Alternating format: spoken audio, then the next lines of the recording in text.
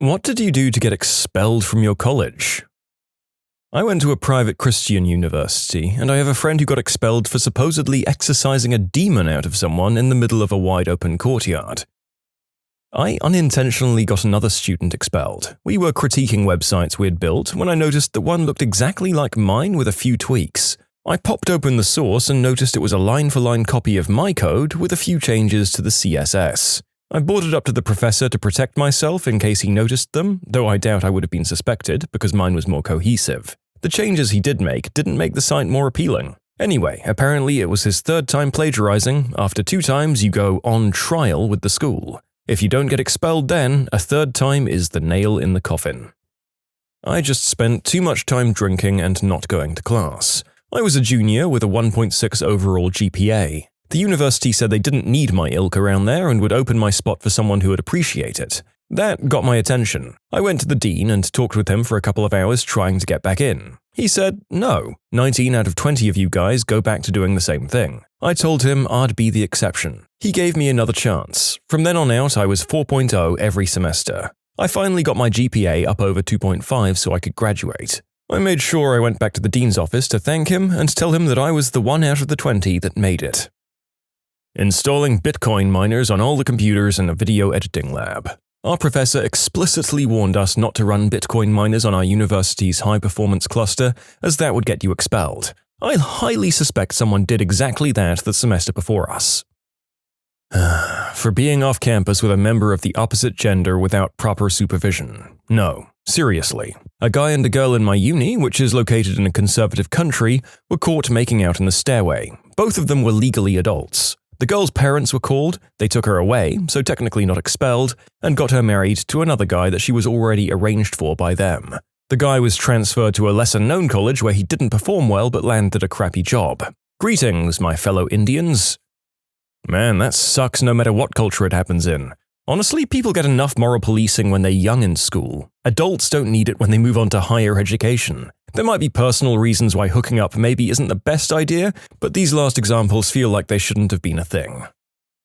I was making a search engine for our school teacher evaluation page. It absolutely blew up in popularity and a large portion of the school was using it, about 5,000 views per day. Essentially, it was like Rate My Professors, except it used the evaluations that they forced students to do at the end of class as data. I also added features that made it more desirable to students. It became so popular that it was showing up on the front page of Google for certain teacher names. Some of those teachers had low ratings and got really mad and complained. I'd unintentionally violated IP laws because the evaluations were under password protections and my site was not. The only reason I didn't get expelled was because the dean of my department had my back. He did research and concluded the information shouldn't have been private in the first place, then sent a public information request to make it so my project didn't break the law. I definitely had people asking for my expulsion for a scary amount of time though.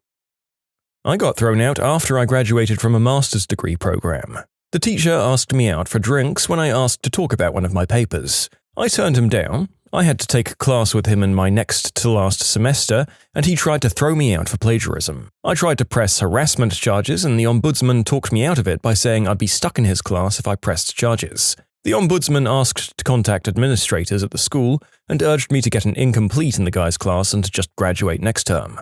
After graduation, I was getting ready to go on to job interviews and I received a letter telling me I have to enroll in 4 courses and get 4 A's to offset the F's this teacher in question wanted to give me. I followed up and the teacher, who is now the chair of the program, elects himself my academic advisor and takes over the situation. He fakes my grades and tells me I have 6 weeks to complete the entire course all over again. He tells me if I do my best, he'll make it possible to graduate as it's mathematically impossible. I can't complete the work in time and he throws me out. I'm given permission to reapply and soon it becomes apparent they're not going to let me in to fix the situation. I contact the graduate department and meet with their legal counsel. I show them the faked grades, explain the rule violations, and inform them of my having reported the guy. They tell me to try and work with the program again and they'll intervene.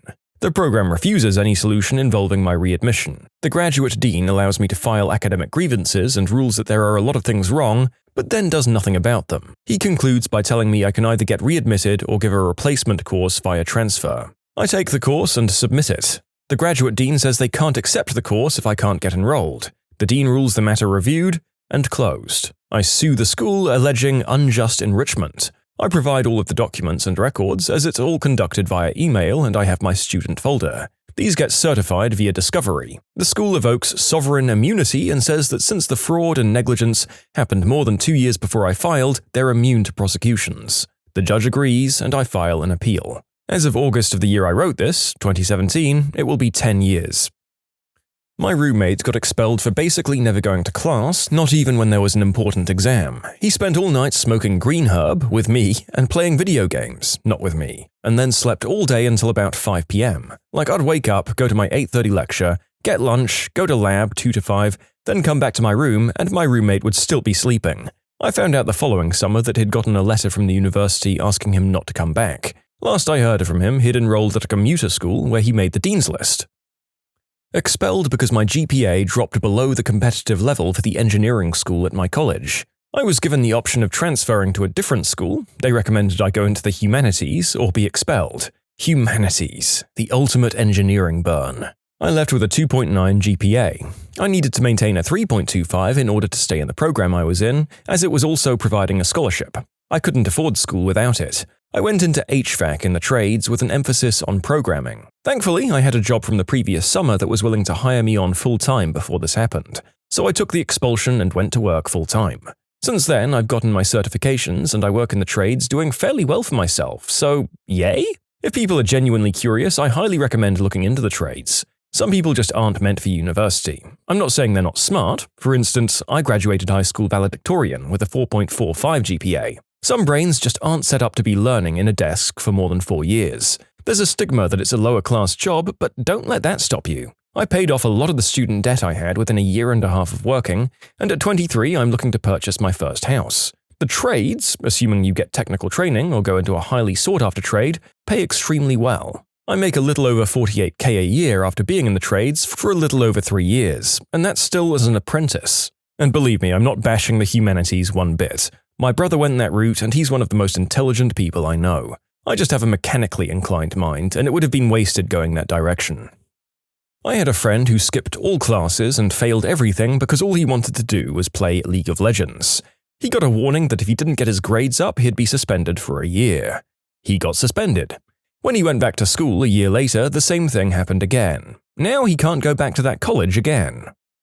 I mean, the narrator played so much StarCraft during his bachelor's degree first year, messed up his sleeping schedule and still never managed to get even one of these warnings. And he's not even a very bright guy. So how much do you have to play to get summoned by the dean like this?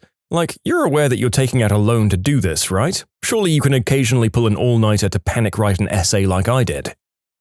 Wasn't expelled, but damn near. Junior year, I took an elective class called Reading Fiction. Cool class, but the teacher was extremely strict and took the class very seriously. I'm okay at writing papers, and this class involved heavy essays about writing techniques, symbolism, foreshadowing, that kind of thing. We were assigned to read a book that I can't remember the name of, but I wasn't into it at all. I struggled to finish it and struggled even more to write a detailed paper on it. I slammed out the minimal page requirement and sources needed. It wasn't my best work, but it was serviceable. I get an email from the teacher a few days later saying he'd like me to come to his office. He accused me of plagiarizing certain segments of my paper, which I didn't, and was ready to send my case to the dean. Apparently some things I sourced in my paper were done incorrectly, which led him to believe I straight up copy and pasted from the internet. Second hour of office time was him passively aggressively calling me an idiot. Currently I'm aware of a group of international students getting expelled from my school. They've been whispering to each other during exams in another language, and as luck would have it, my professor happens to speak that language and has slowly been building a case against them without their knowing. These kids somehow also got the solutions to every homework and exam last semester, which is very similar to what we've been assigned this semester. However, the kids are so frickin' lazy they blindly copy whole solutions, not realizing the numbers are different. Sometimes units are metric and they answer in English, and one problem asked for something completely different than they solved for using the exact procedure to solve last semester's homework. They're absolutely screwed, and I'm kind of excited to see it. One of them had a 3.7 GPA and was on the verge of being auto-admitted to a higher program. He's probably been cheating his whole college career. We're 2 semesters away from graduation. Plot twist, the advisor to that program is the instructor that's currently building the case against them. So basically, that one specific guy is mega screwed. Our professor is savage. He's been grading all of their homework and exams like everything was fine, and one day unleashed a dossier of justice to COAM. Late update for anyone interested in an update, COAM didn't actually expel anyone after all. They've just completely lost the homework portion of their grade, 20%, so they're probably all getting C's at best.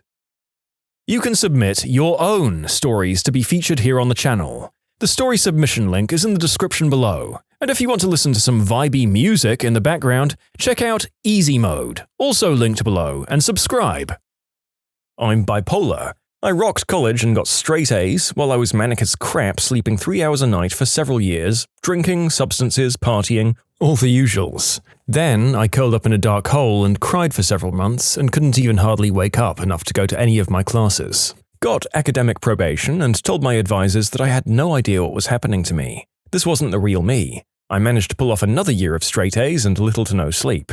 Then I crashed again and did nothing but sleep for months at a time, wanting nothing more from life than for it to end. As soon as possible, please. By my own hand if necessary. This time I got kicked out completely. Fast forward a few more years of the mania and depression cycles, and it eventually got so bad that I stole a car while manic and drove 800 miles across the US on some paranoid delusional insanity. I thought I was phasing between alternate realities and the government was going to try and capture me and study me to see how I was doing it. Don't ask. Luckily, I ended up in the hospital instead of jail and I got diagnosed, finally. Now I take a frick ton of medicine and I'm not quite so crazy anymore. The end.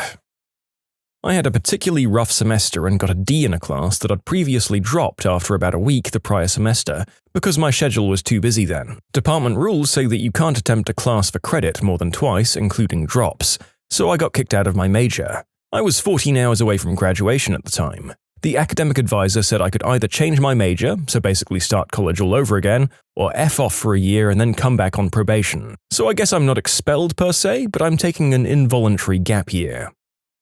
I went to college right after high school and didn't really have direction as to what I wanted to pursue for a career. I signed up for classes and went because I was told, "You're supposed to go to college and get a degree." I started to not care about school about 3 or 4 semesters in and stopped putting forth effort. I decided I'd rather work my job, drink with my friends, and play my favorite video games. My grades tanked, then I stopped going to finals and failed many courses. My university finally gave me a warning and then dismissed me. I spent a semester off before applying to the local community college down the road to pursue a career as an EMT. I found a passion for medicine and a desire to achieve something more than substances, video games, and a dead-end job.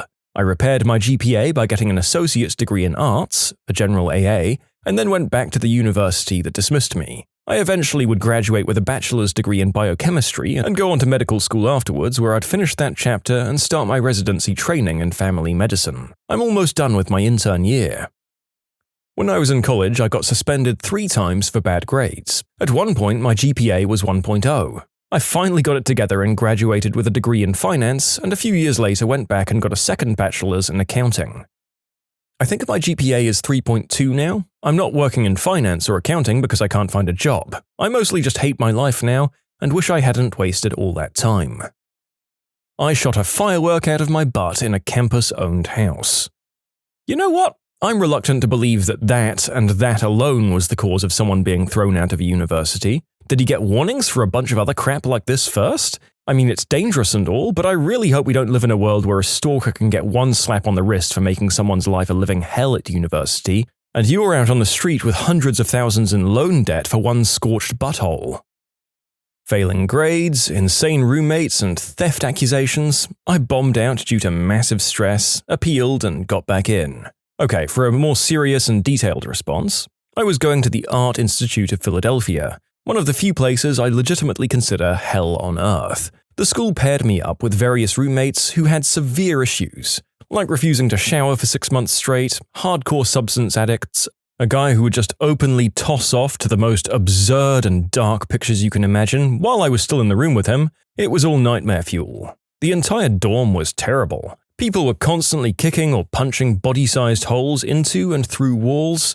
Elevators would drop multiple floors when you were in them. It was a nightmare. And then one winter, a fire alarm started going off every single fricking night around 2 a.m., and we'd have to evac the building in the dead of winter. Nothing quite wakes you up like fire alarms and freezing cold.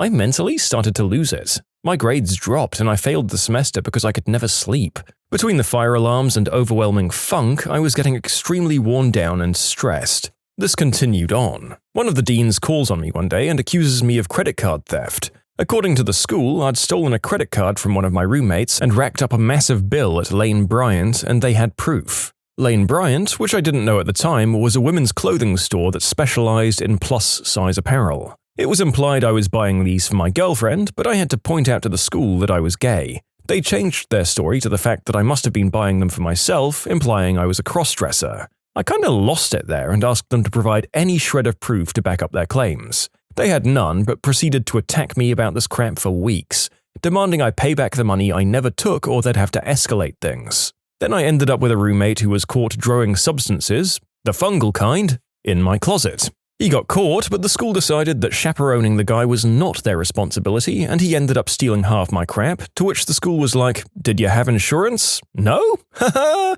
not our problem, please get out of my office." After that, everything tanked. The stress piled on and the plurality of crappiness that exuded from the school got to me, and I failed out. As I said, I was able to get appeal, get back in, and later graduate. As a bonus, a few semesters after all of this crap happened, the school paired me up with 2 roommates whose previous roommate pulled a weapon on them and threatened to kill them. The school moved the 2 guys into my room, and the guy who had threatened them broke into our building and got into my apartment. That school was an absolute nightmare. I got expelled in 2004 for inciting a riot. Apparently you can get kicked out for not showing up to class and failing everything. Who knew? I knew a guy who got expelled from an Ivy League for getting caught with too much white snow. He works at California Pizza Kitchen now. Freshman year of engineering, and I was all of 3 months in. I'd invited the RA over to play some Halo. As he walked through the hall, he noticed my dorm neighbor had his door open with beer cans everywhere. He shook his head and reluctantly told me he couldn't game and has to write this guy up. The night after, I wake up to a loud knock on my door. Thinking it's some prankster, I mumbled, "F off, I'm sleeping." And then I heard my RA's voice say, "It's no joke, open up." Adrenaline kicks in and I bolted out of bed. It's the RA with 2 security guards. I was told that they were notified I'd made dangerous-sounding comments and had to search my room. They found a disassembled airsoft weapon, the battery and spring, that I was kind of taking apart, a length of rope and a standard toolbox and an electronics kit. This is where it got horrible. The length of rope was wrapped neatly around a water pipe in my room. It was black and purple, and my girlfriend at the time was way too into some alternative stuff, and I was too lazy to put it away. I should note I was just storing it on the pipe, not hanging someone from it. The security officers claimed it looked like a noose, despite no knots. The electronics kit they said looked like bomb parts, to which I gave them the exact name of the professor who was helping me with my project. They also took several of my tools from my toolbox. I was immediately marched to the security office at 2 a.m. to wait for my parents to pick me up. Talk about the worst car ride ever back home. I had no idea what happened and I wanted to just throw myself out of the car. A day later, we went back to talk to the administration. It was recognized that I was thrown under the bus, but that was the extent of any sympathy given. I was faced with the choice of either a full semester suspension or to just leave and have any judicial records sealed. I chose the latter. That day, in front of half the dorm, my parents and I packed up the car and left. I was able to apply and get into a different school for the spring semester, though without the $35,000 scholarship I'd previously received. But I'm now an employed civil engineer and life's been going pretty well. Holy crud, these university administrations seem completely useless. What annoys me the most about this is that nobody even seemed to benefit from it. Why did the RA want you to get caught out and apparently fabricate something about you making dangerous comments? So much wasted and thrown away, and a committee completely unwilling to do anything to stop everything you had worked for being ruined. I'm glad that you ended up okay anyway. I was a friendless loser in high school and middle school, so I was very sensitive when I could tell someone else was bullied. There was a kid in my Spanish class who clearly had some spectrum-level stuff going on, and he'd ask really inappropriate questions, and everyone made fun of him, laughed at him, rolled their eyes, even the teacher. I felt bad for him. I asked him to work with me on a project, and I invited him to my dorm room.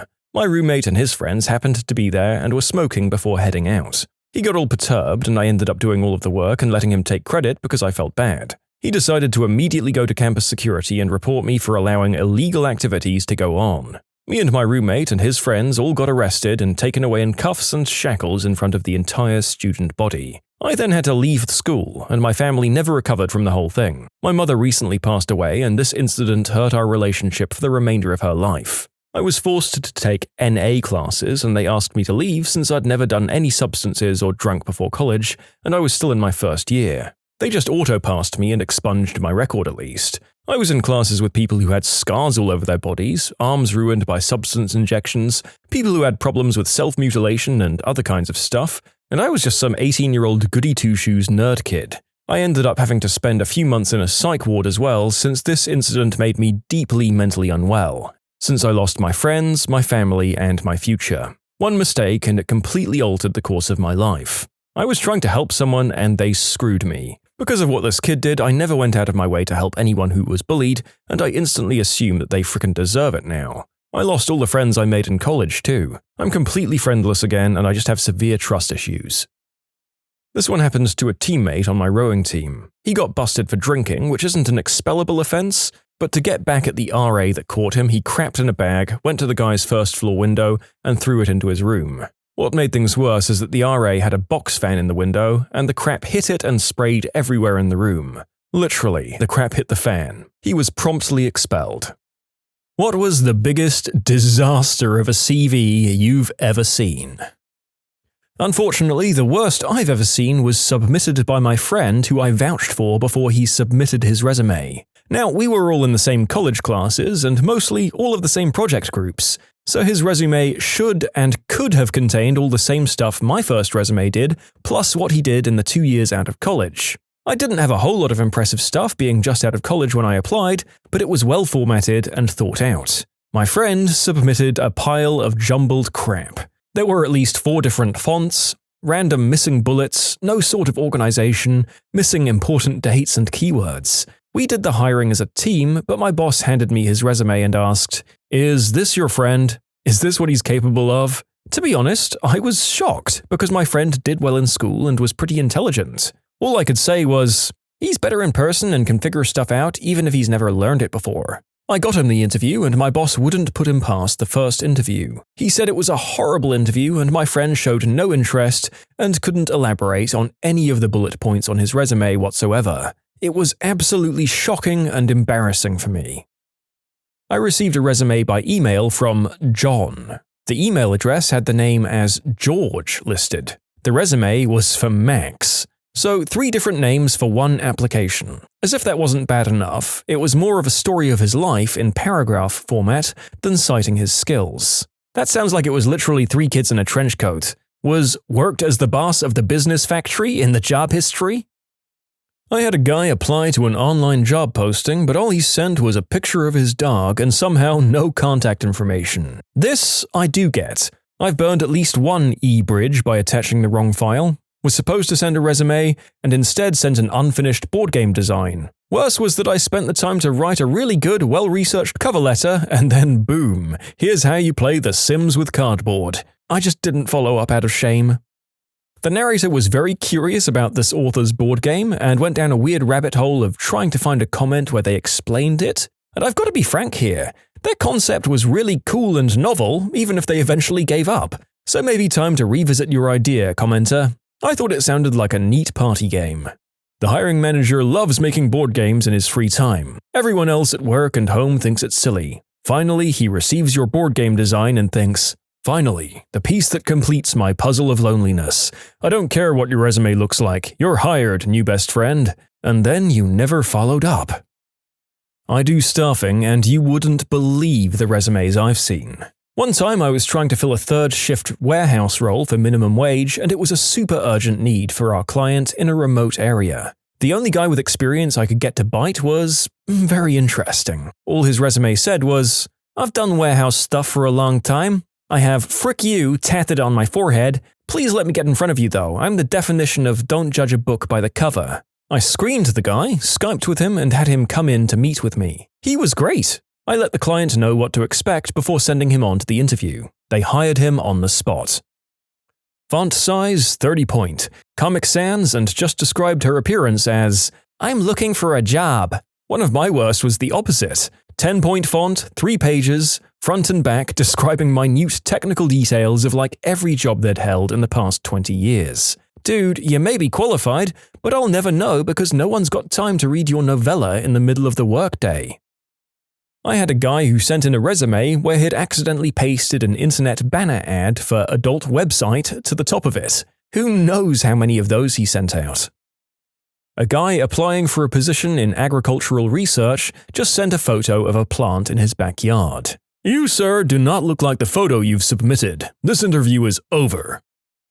We were hiring for a position in IT recently. One applicant was this lady, about 60, used to work in IT in the 90s and then quit to watch her daughter's children. Most recent job was cashiering in a supermarket. From her CV I learned, when she was 17 she visited the US for a couple of weeks on a student exchange program, where she met David and they fell in love. Afterwards they kept in contact until he eventually came to our country and they got married. They had an exciting life, being roadies for rock bands and such. Somewhere along the line they managed to finish uni and had 2 daughters. David was the love of her life. Then something happened. Unfortunately she didn't elaborate, and David isn't in her life anymore. I never found out whether he died or they got divorced or something. She devoted all of her energy to her daughters and their offspring since that was all she had left of David. Now, after the grandchildren are old enough, she wants to work in IT again. David's name appeared in the application, on the CV and cover letter, a whopping 17 times. Sometimes I wonder what happened to him.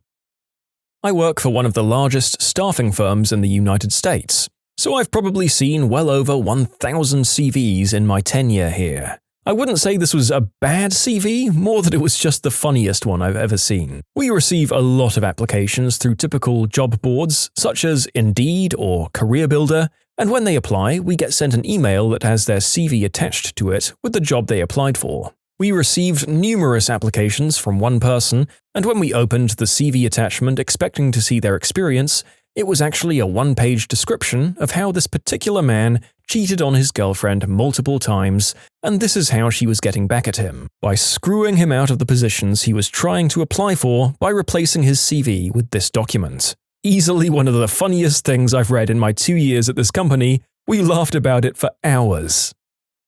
Our office had a submission for a legal assistant, and under skills was, always sleeps with one eye open.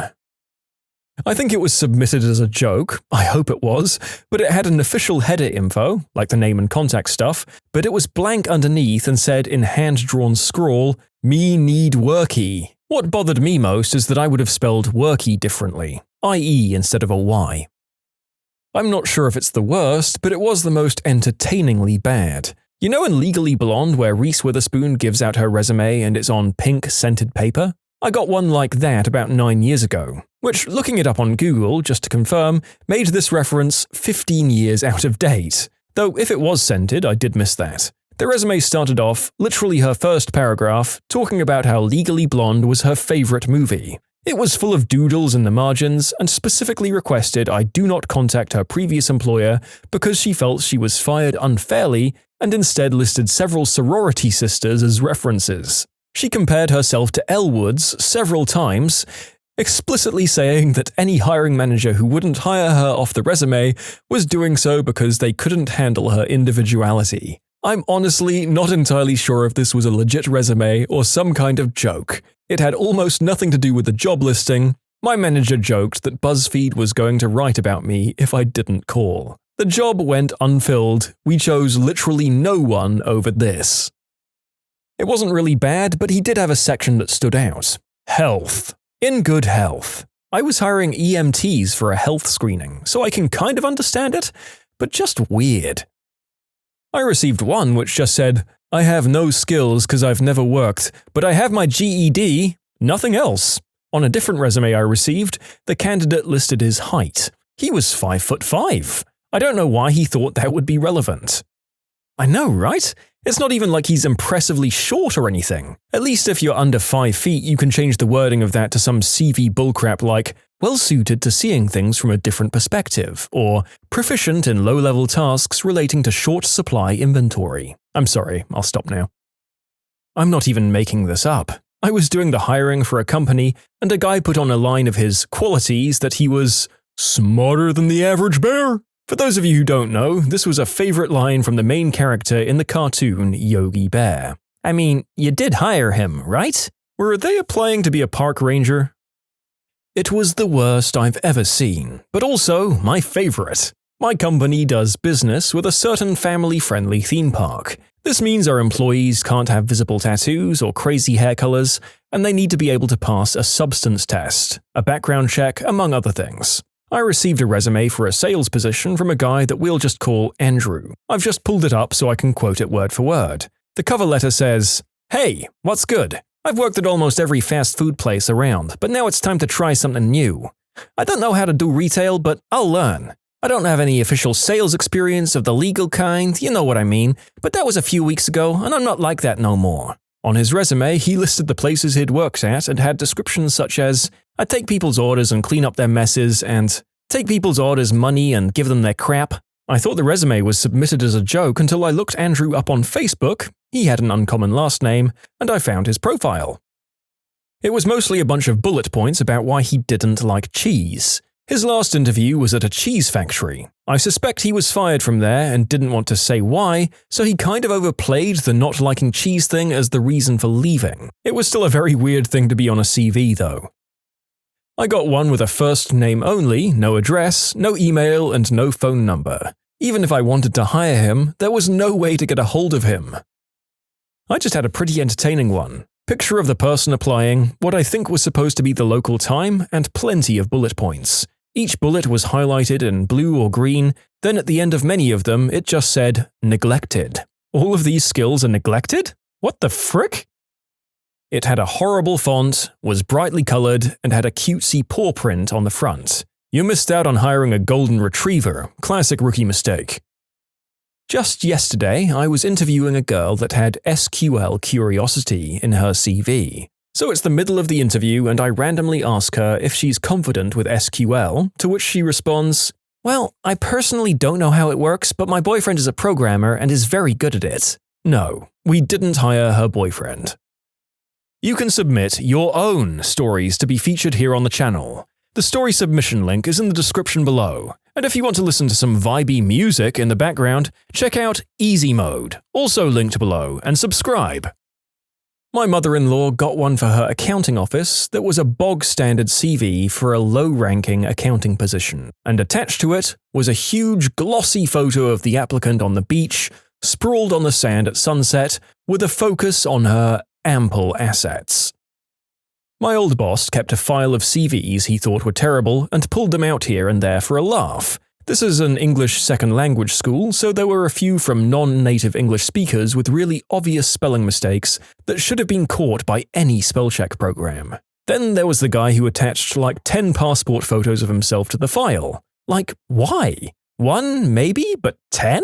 Why so many? You could just feel the ego dripping out of every sentence in the whole thing as well. I helped my old boss scan through CVs a while back. A student applying for a job as a barista, their opening line, "I don't believe coffee is a drink. I believe it's an experience, and you need me to be the face of that journey." They had a little waffle about how coffee changed their lives and molded him as a person, how coffee had been his savior in university. The kid seemed to be really into coffee, it was well written, but we were a coffee shop in a shopping center. We didn't need his prose. He was an English student and the CV read as if it was a piece of coursework. The whole thing was in Comic Sans and the only experience he had down was coffee drinker for 19 years. The kid was 19. He didn't get the job, but I'm sure he graduated well with how well the opening letter was written. I needed someone to work at a gas station. Guy applied and his resume said he was the assistant manager everywhere he'd worked previously. Except he abbreviated both words without punctuation. That's right, he was a 5-time ass man looking to pump your tank. I worked in a cafe, and the guy whose job was to wash dishes showed me his CV for an upcoming job interview. It specified that he can cut mahon cheese very good thin slice. The job was for security. I got a resume from an actual working girl once. She included it on her resume along with the name of the company and website you could go to book her services. Listed under her job description was, "assessing and meeting clients' needs and desires." I mean, I'm willing to bet that this is far from the worst pick you could have gone with. She even did a good job of the bullcrap rewriting of her skills that so many of us struggle to do. I'm going to say that your average escort is also far more personable and easy to talk to than a lot of the weirdos in your average office. Not that I have any experience in the matter. Not unusual or sadly unique, but when I was working at a pub, I was good mates with the manager and would often have a scan through of CVs that had been dropped in by the young people looking for a job after they left school. Most of these kids were like 16 or 17 at most, but had CVs that ran 3 to 4 pages. Even someone in their 40s going for a high-flying management job at a world-leading financial company on a few £1,000,000 a year should only have 1 or 2 pages max. These kids had done nothing aside from GCSE and maybe a paper round bit, a bit of volunteering at the most, and that's perfectly fine and reasonable when you're 16 and straight out of school. What in the heck did they get taught in school? To fill out as much crap as possible to make it look good? Why aren't schools teaching them that writing about how much they enjoy going to the cinema or gardening with their dad, that was a genuine inclusion by the way, isn't the kind of thing that's going to get them a job? It was waiting on work at a country pub. Putting nothing except, I have all my limbs and the normal number of chromosomes, would have overqualified them. Not an employer, but I looked over CVs to create a shortlist for a job. The worst was one that was half complete. It got halfway through and then had a line that said, "To be completed later," followed by a blank page. The other one, not a CV, but a cover letter about why they wanted the job, said what they could do, but it completely missed the point of the job and job description. We were defending claims, and this letter went on about helping claimants, doing the claimants justice. Both got rejected as the job involved attention to detail and research. Neither had proven that they could do this. Several years ago, I had the misfortune of interviewing a fellow for a role in a film shoot. Although the production technically had a human resources professional in charge of screening resumes, they were far better versed in the recruiting process than they were in what qualifications were necessary for the job. As a result, less than half an hour before I was supposed to meet with the man in question, I was handed a document that would have made the most pathological liars blush. According to the resume, my interviewee had been an uncredited consultant on over 100 feature films. While there certainly are cases in which a given worker goes uncredited, it has even happened to me, the sheer magnitude of the fellow's claims went well beyond the realm of believability. Furthermore, the guy had listed quite a few alleged skills that seemed to suggest a less than complete knowledge of the industry. My favorite claim was that he had expert-level apple box skills.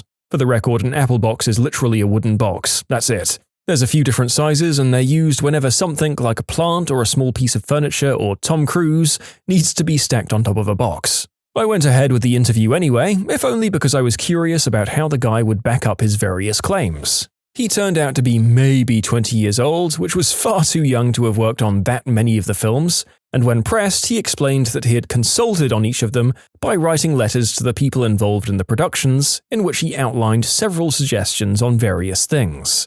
Suffice to say, he didn't get the job, although I'm certain that he listed himself as an uncredited consultant on R1 simply because he attended the interview. In short, lights, camera, exaggeration. This one guy, he had a period of about 4 years where he listed his job as stay-at-home dad, under which he wrote, "Learned conflict resolution techniques." We were hiring for flight dispatchers at my previous company. Came across a guy's resume where it says that he was a train operator/engineer.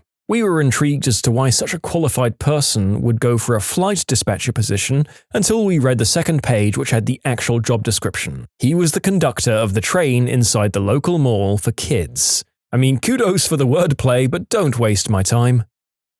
A guy's resume read like a story told in the third person. James has been interested in IT since he took his first computer class at blank junior high. He always excelled at typing, getting high marks in word processing course at blank high school. Since then, he has moved on to deeper knowledge with computers, computer systems, spelt wrong, and what makes them tick. James built his first computer in his bedroom from parts he scavenged from Skid Row in 1996. He gained a great amount of still learning how components fit together and how hardware and software join together to make synergies. He took his love of computers and worked at blank PC repair in the summer of 2001, building, repairing, and reinstalling hardware, software, and operating systems, bracket OSs. And on for several more paragraphs, typos and run-on sentences included.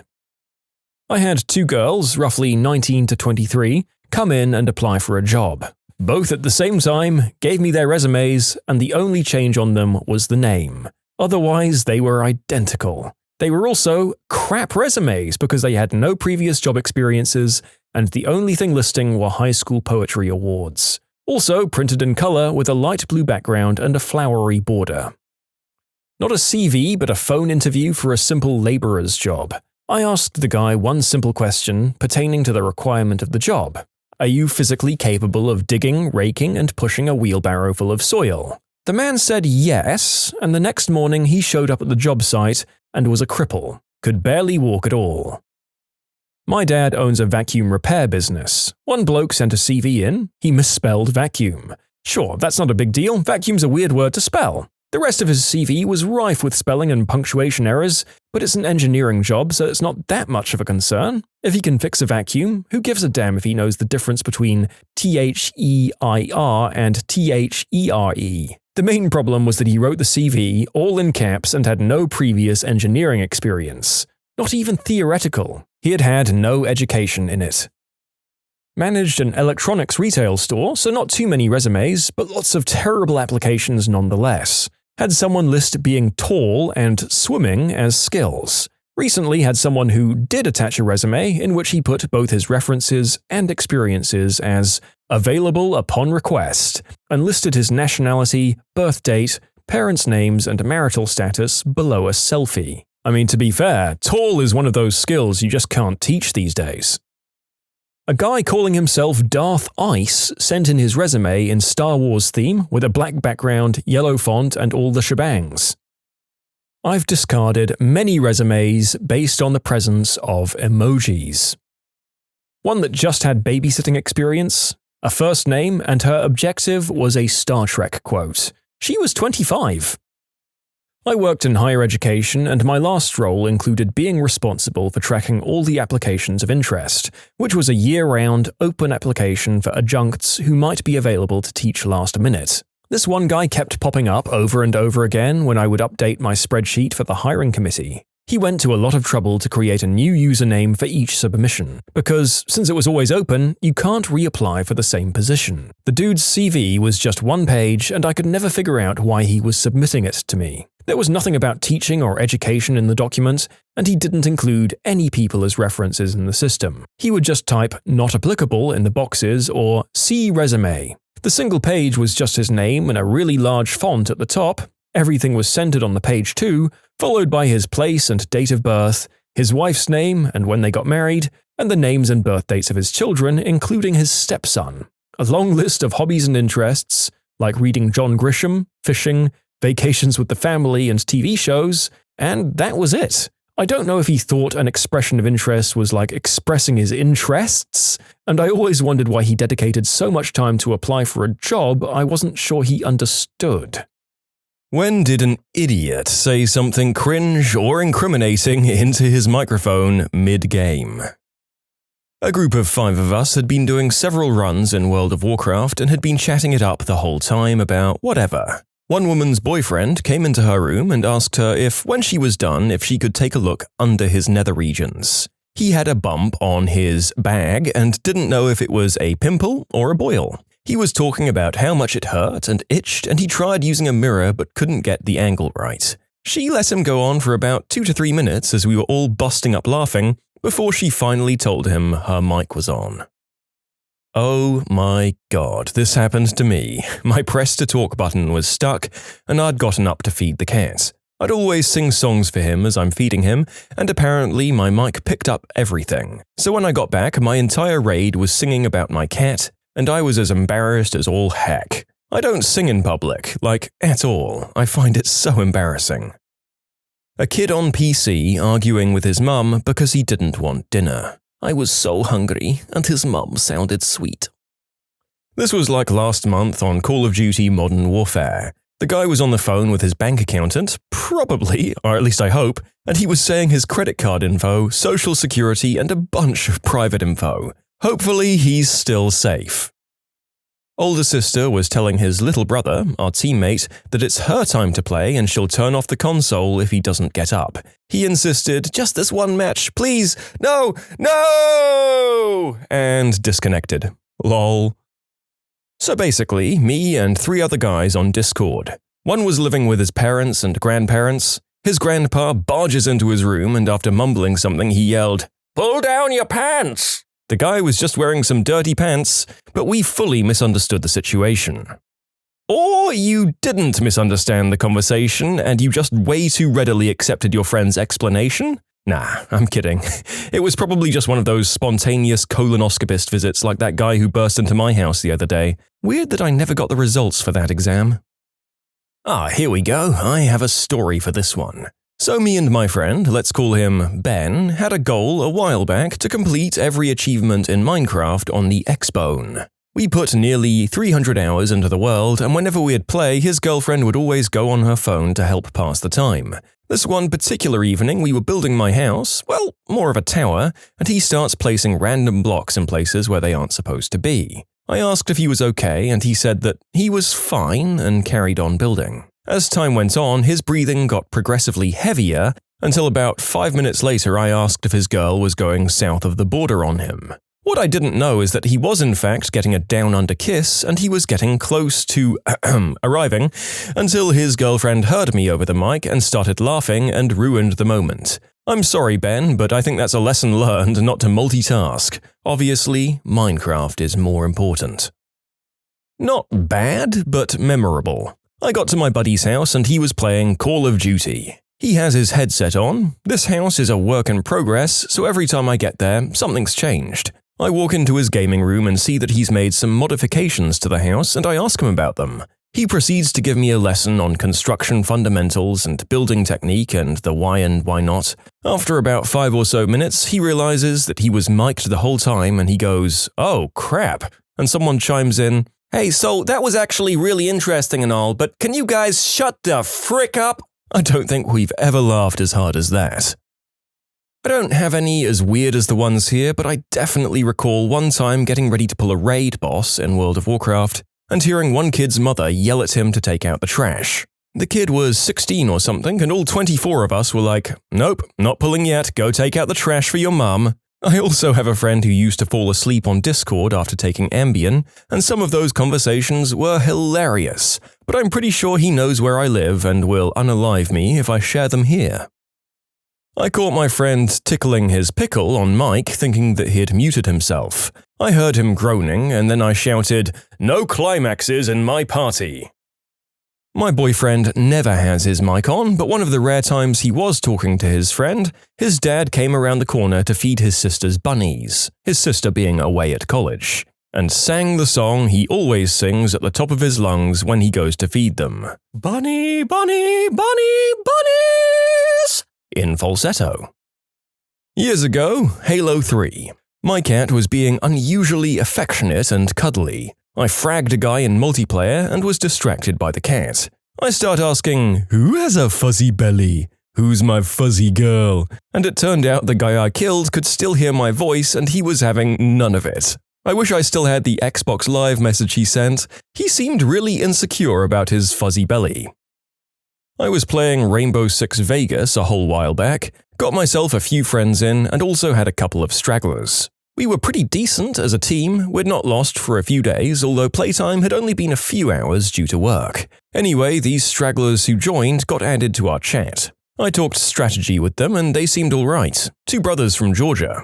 We start playing and we're abseiling down the roof, running through casinos, and everything is going well. Our squad are racking up kills, but one of the stragglers keeps dying. His brother is complaining. The guy who keeps dying grabs the briefcase and runs. We're calling to get him to come to the lift shafts, but he ignored us, runs straight to the windows and gets taken out. Drops the case in a room packed full of enemies. We can't get it in time, we lose. The useful brother starts complaining and muttering under his breath, then talks loudly, like we couldn't hear him before, and says sorry for his brother's mistake. We'll win now. We switch to defense. The useless brother runs straight out of the vault despite telling him to wait at the back stairs, goes and gets killed again. His brother is mumbling again, clearly agitated. Now the useful brother is defending the case. Anyone who gets past the 3 main defense points, he's picking them off and just doing great. The case never leaves our sight, and this is all despite the backstairs not being covered. Useless brother sees someone else in the case room, decides to throw a flashbang. We all get blinded. Look around and the case is gone. As we're going chasing after it, the useless brother apologizes. His brother says, "Whatever," and in his mumble voice, he seemingly thinks that no one can hear him say, "This kind of crap is why I went number 2 in your gym bag." The character of the useless bro stops dead in front of me as we're chasing the enemy. Then there's a loud noise from the other bro's mic, followed by what sounded like the biggest slap, open palm strike that I've ever heard. Useful bro's character suddenly stops too. Me and my squad are laughing, wondering what's going on, as we lose the game, and on the mics we can just hear one of the bros crying. And then a Georgian mum shouting in the distance. It wasn't really a "this dude forgot to turn off his mic" moment, but rather he was trying to play it off as if it was. I was playing Call of Duty Modern Warfare when one of my teammates, Jason, died, and was left to spectate me. After a while he said he had to leave and then proceeded to moan loudly. At first I thought he was just cranking it, until he leaned into the mic and in the worst girl voice you can imagine said, "Man, I can't believe Jason has a 7-inch eggplant."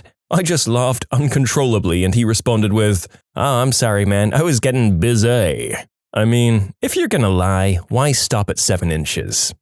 Well, one time my husband and I started getting frisky after he was killed in a match. Got a text from his brother who he was playing with like 10 minutes later, telling us to turn off his mic.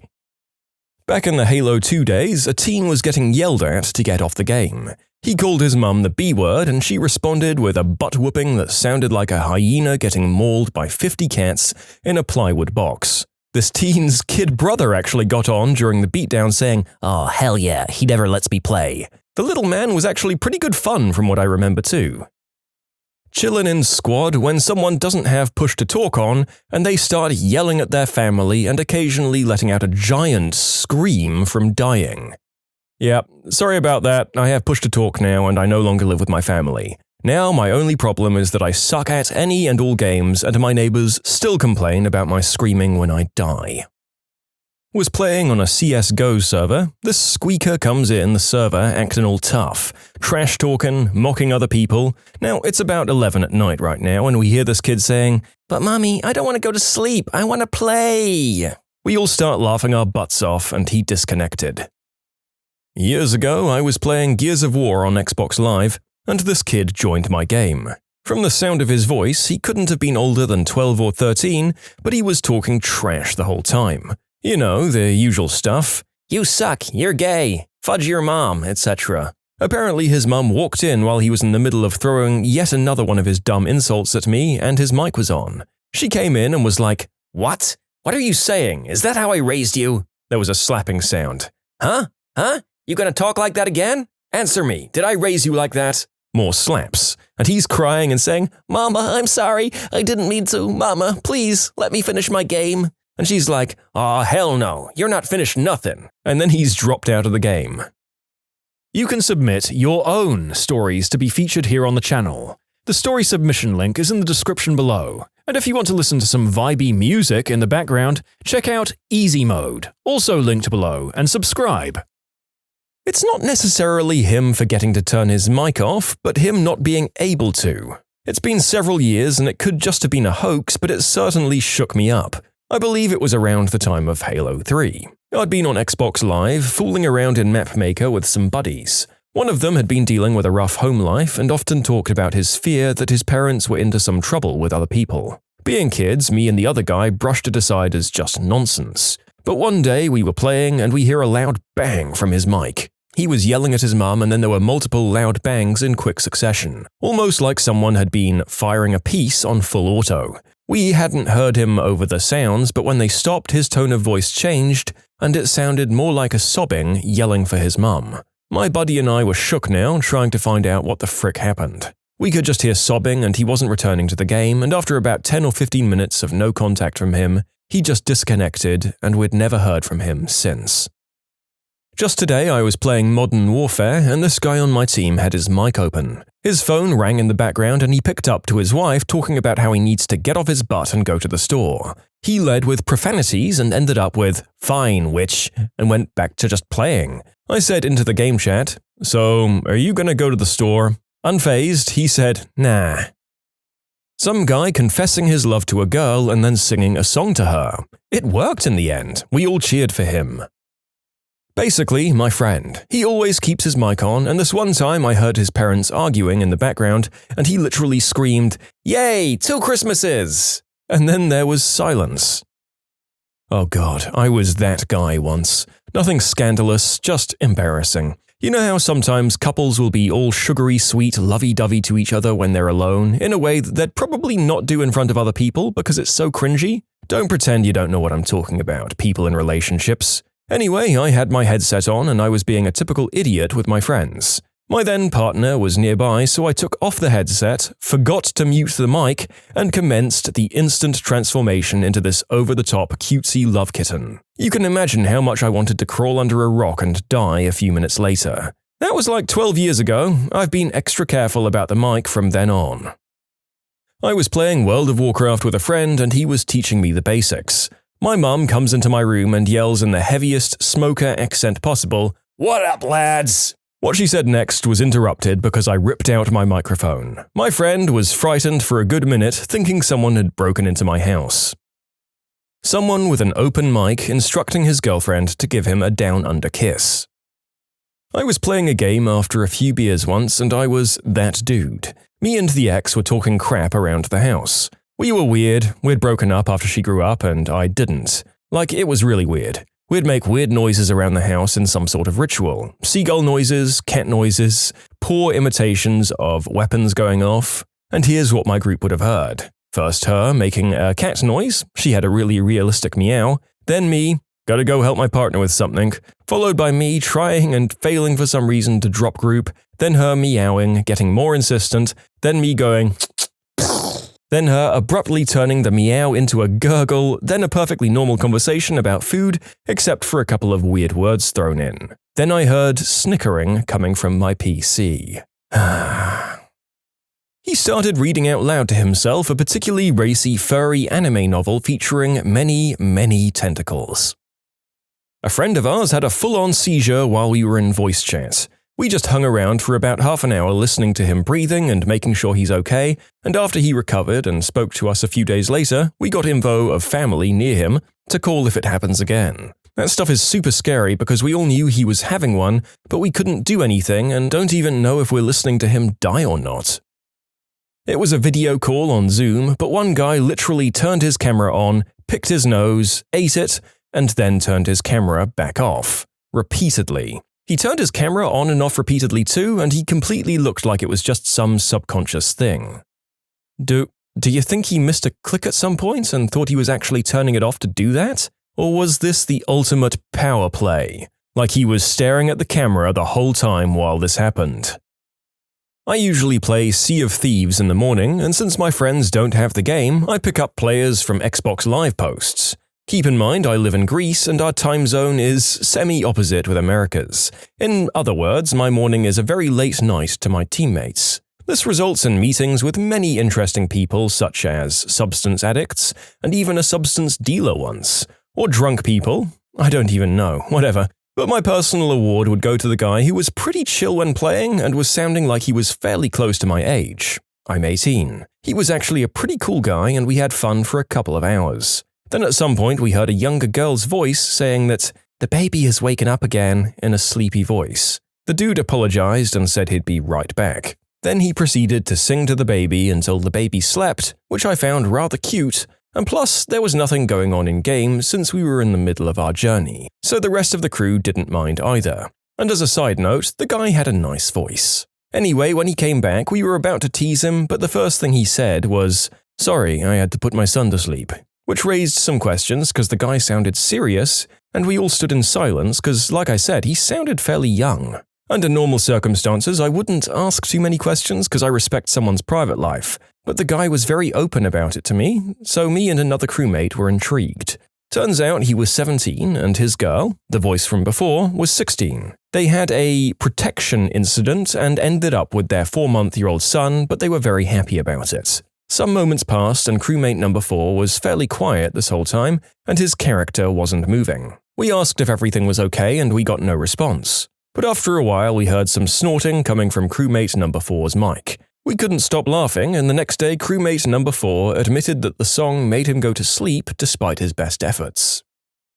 He had a wireless headset and proceeded to go number 2. Then he went, "I'm back." Clearly didn't mute his mic like he thought he had. I wasn't playing or watching the live stream, but during an iRacing event, NASCAR driver Kyle Larson didn't realize his mic was on for the entire group and therefore was being broadcasted via Twitch. And he said, "Can anybody hear me? Hey, N-word." The very next day, he lost his real-life NASCAR sponsors and his real-life ride. He was part of the drive for a diversity program, a program dedicated to attracting minorities and women to NASCAR. Bro, imagine losing your career on iRacing. Okay, so this one was actually on me. I first got Call of Duty 3 from PS4 a while back. I was a serious squeaker, so eventually I joined my first online match and was getting whooped. I kid you not, my mum was making tater tots that night and proceeded to yell, loud enough for my dinky little earbud mic to pick up. "Owen, your tater tots are ready!" Not my proudest moment, but I still laugh at it. I was in a raid and one of the healers speaks up in the middle of a fight and says, "Oh crap, I've got to go." The guild leader was understandably all, "What? Why?" And my dude just responded, "Tornado." He forgot to turn his mic off, so he heard the sounds of wind and the building shaking in the background until the sound of wood cracking and the audio just went absolutely insane. The guild leader had to mute him at that point. He turned out to be okay, but we didn't find that out for a week or two after the event. Years ago, World of Warcraft was still only vanilla and raids needed 40 people. Our guild was quite tight with each other, even with about 60 people in it. So the jokes could get personal, but still have heart. One time we went raiding, and in the middle of it a guy asks for a quick break. Less than 5 minutes, he said. Raid leader said, "Okay, let's have a short break then for everyone." Well, everyone went to the loo and grabbed a drink and refilled the side snacks, all done within 5 minutes. Except that guy. He still had his mic on too, so suddenly someone hears something and tells us to be quiet. 39 people on TeamSpeak, we went silent and started to listen to the guy doing the deed with his girlfriend. All from start to end, and every one of us in silence with the occasional giggle on certain moments. During the deed, they said the most cliché things to each other, things like how bad of a girl she is, deserving of his rooster, how she wants him to go faster, deeper, and so on, plus the occasional butt slap, of course. After about 15 minutes, he came back and we all tried to be normal. So did he. Our raid leader said that he was late, but he apologized, saying that his mother had called. We all laughed, and he was at first confused, but understood what had happened. He was very ashamed, and we had a good laugh. The extra part in this, we had a couple of minors in the raid, and some of them came to me in the days after to talk about it. I was the oldest female in the guild, and some of them called me the guild mother. They were confused about the clichés and name-calling during the deed, so I had a lot of explaining to do. I was raiding Blackrock Foundry in World of Warcraft. We pull a boss and one of our hunters is standing there doing nothing. She dies and her mic comes on. All we hear is super loud moaning and gasping. She's quickly removed from the server and we down the boss. About 10 minutes later, she rejoins the server and goes, "Sorry, my boyfriend decided to frick me right before we pulled." Our guildmaster kicked her on the spot. Apparently this was not the first time it had happened. Wolf Kitty, if you're still out there, thank you for this story. Lawyers. What was your facepalm moment in court? I was representing a plaintiff in a hit-and-run case. Plaintiff is testifying and is, despite me preparing them for several hours the previous day, an absolutely terrible witness for her own case. Like she couldn't even identify the street she was crossing when she was hit by the car. It was a major highway and we'd gone through the sequence of events countless times the day before the hearing. The "oh crap" moment came during cross-examination. Defense counsel pulls out a picture of my client dressed up and ready to hit the club, which was posted to Facebook the day after the alleged incident. I, thinking quickly, object because the timestamp refers to when it was posted, not when it was taken. Defense counsel shows the picture to my client and asks her when the picture was taken. Sure enough, they say it was taken the day after the accident when she was supposedly in unbearable pain. Oh crap. Just as well, they didn't deserve to get anything. When I was in college, I was a bailiff. Guy is on trial for murder. First witness testified that she saw the defendant shoot the victim. Second witness states the same. Police officer testimony is that he arrived at the scene and defendant was there holding the piece. Coroner testimony is that the first bullet hit the victim in the arm, the second one hit the victim in the torso, and the third one hit the victim in the heart, which was the fatal shot. The defendant yells out, "See, that proves I didn't do it. I only shot the motherfudger twice." Sat in on a personal injury case where the plaintiff broke their leg in an accident and had a doctor on the stand as an expert. The woman's lawyer begins questioning the doctor about their experience with leg injuries. He was a well-known orthopedic surgeon in the area. She asks if he's ever treated a tibular fracture.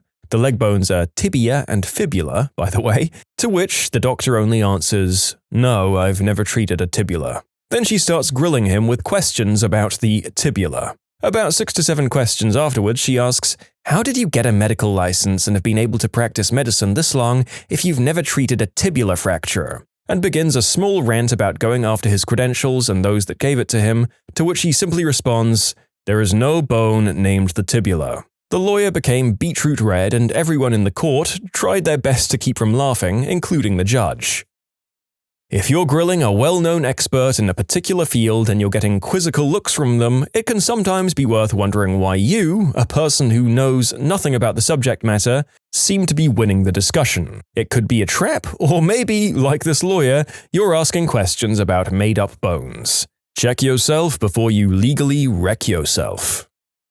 I was a baby lawyer in my first year representing the 19-year-old child of some rich people in San Mateo County, California. My client had gone on a bit of a shoplifting spree and we were cleaning all her cases up with a global plea, meaning we handled them all at once. Being new, I filled out the plea form wrong, swapping the counts she was charged with for the counts she was pleading to. It's an easy mistake to make. Every court has their own unique form and I was unfamiliar with San Mateo's. The judge calls my line, starts reading off the plea form, notices the mistake and then starts screaming at the top of his lungs, "Counsel, what is this? What is this? Is this your first day on the job? This is a court of law and we do not accept mistakes. Fill this plea form out correctly or I'll have you taken into custody for contempt." I did not expect a reaction like that. My client, who'd clearly just taken a huge rip of illegal substances at 8 a.m. and who was wearing an all-pink velvet tracksuit, was looking at me like I was the biggest idiot in the world. I corrected the plea form. The judge made me wait until the very end of the calendar to take my plea. Afterward, he called me up to the bench. In private, he told me, "I'm sorry to ream you like that. Everyone messes the plea form up, so I always pick the youngest lawyer to yell at. The older guys will grumble and complain, but if you noticed, they all fixed their forms, and we didn't have any more problems. It keeps the calendar running smooth. Where did you go to law school?" After that, he invited me into his office for coffee and gave me some really good life and work advice. Turns out he likes talking to new lawyers. In short, a judge loses his crap in court over a simple mistake. Turns out it was all a show for the other lawyers, and I have one of the worst and best court experiences of my early career. Represented a woman charged with multiple very serious felonies in the state of Virginia. She insisted that in the months before the offense, she had been seriously dating one of the detectives who ultimately wound up investigating and testifying in her case. For a variety of reasons, I trusted this client and believed her, even though the detective never disclosed the relationship in his report. So during his testimony, I ask, "Detective Smith, you had a romantic relationship with Miss Defendant, correct?" He goes, "What? No," and is visibly offended. The judge looks at me like I've lost my mind. The Commonwealth attorney audibly says, "What?" I'm freaking out because a large part of my cross and argument was focused on the bias formed by the prior relationship, and now I've got nothing and I've lost all credibility. I try again. "Detective Smith, have you had relations with Miss Defendant?" As the Commonwealth rises to object and the judge starts to scold me, the detective goes, "Oh yeah, we did it. It just wasn't very, romantic." The judge acquitted my client of the relatively minor charge that the detective in my story was involved with, but convicted of the other, much more serious charges that detective had nothing to do with. There was a confession and video on the serious charges, so it was kind of a no-brainer. Sorry, I'm being intentionally vague, but there are no confidentiality concerns, since this all happened in open court. But it's just distasteful to give out too much information about a client. The detective was not disqualified, his testimony was not thrown out. Impeachment, no matter how good, doesn't result in you getting to throw out a witness's testimony entirely. By the way, it wasn't really the doing of the deed that was the issue, it was that he didn't disclose it to anyone, and his repeated insistence under questioning that he didn't disclose it because it was irrelevant. Like Watergate, it's not the crime, it's the cover-up that gets you. But I don't get to demand the judge throw out the testimony or that charge just because the cop failed to disclose a prior relationship with the defendant. I just get to point it out, argue it in closing, and then hope the jury also sees the relevance. In the UK, and bear with me on this one, I was in court listening to the most boring old defense lawyer you've ever seen. He was questioning the arresting officer in the case. It was substances or something like that. Anyway, he's droning on about every little detail, and the magistrate was constantly telling him to hurry along. The arresting officer was getting noticeably annoyed, and the room became pretty empty pretty quickly. Everyone was very bored and annoyed. He was droning about details that I'm not sure anyone was really listening to or cared about.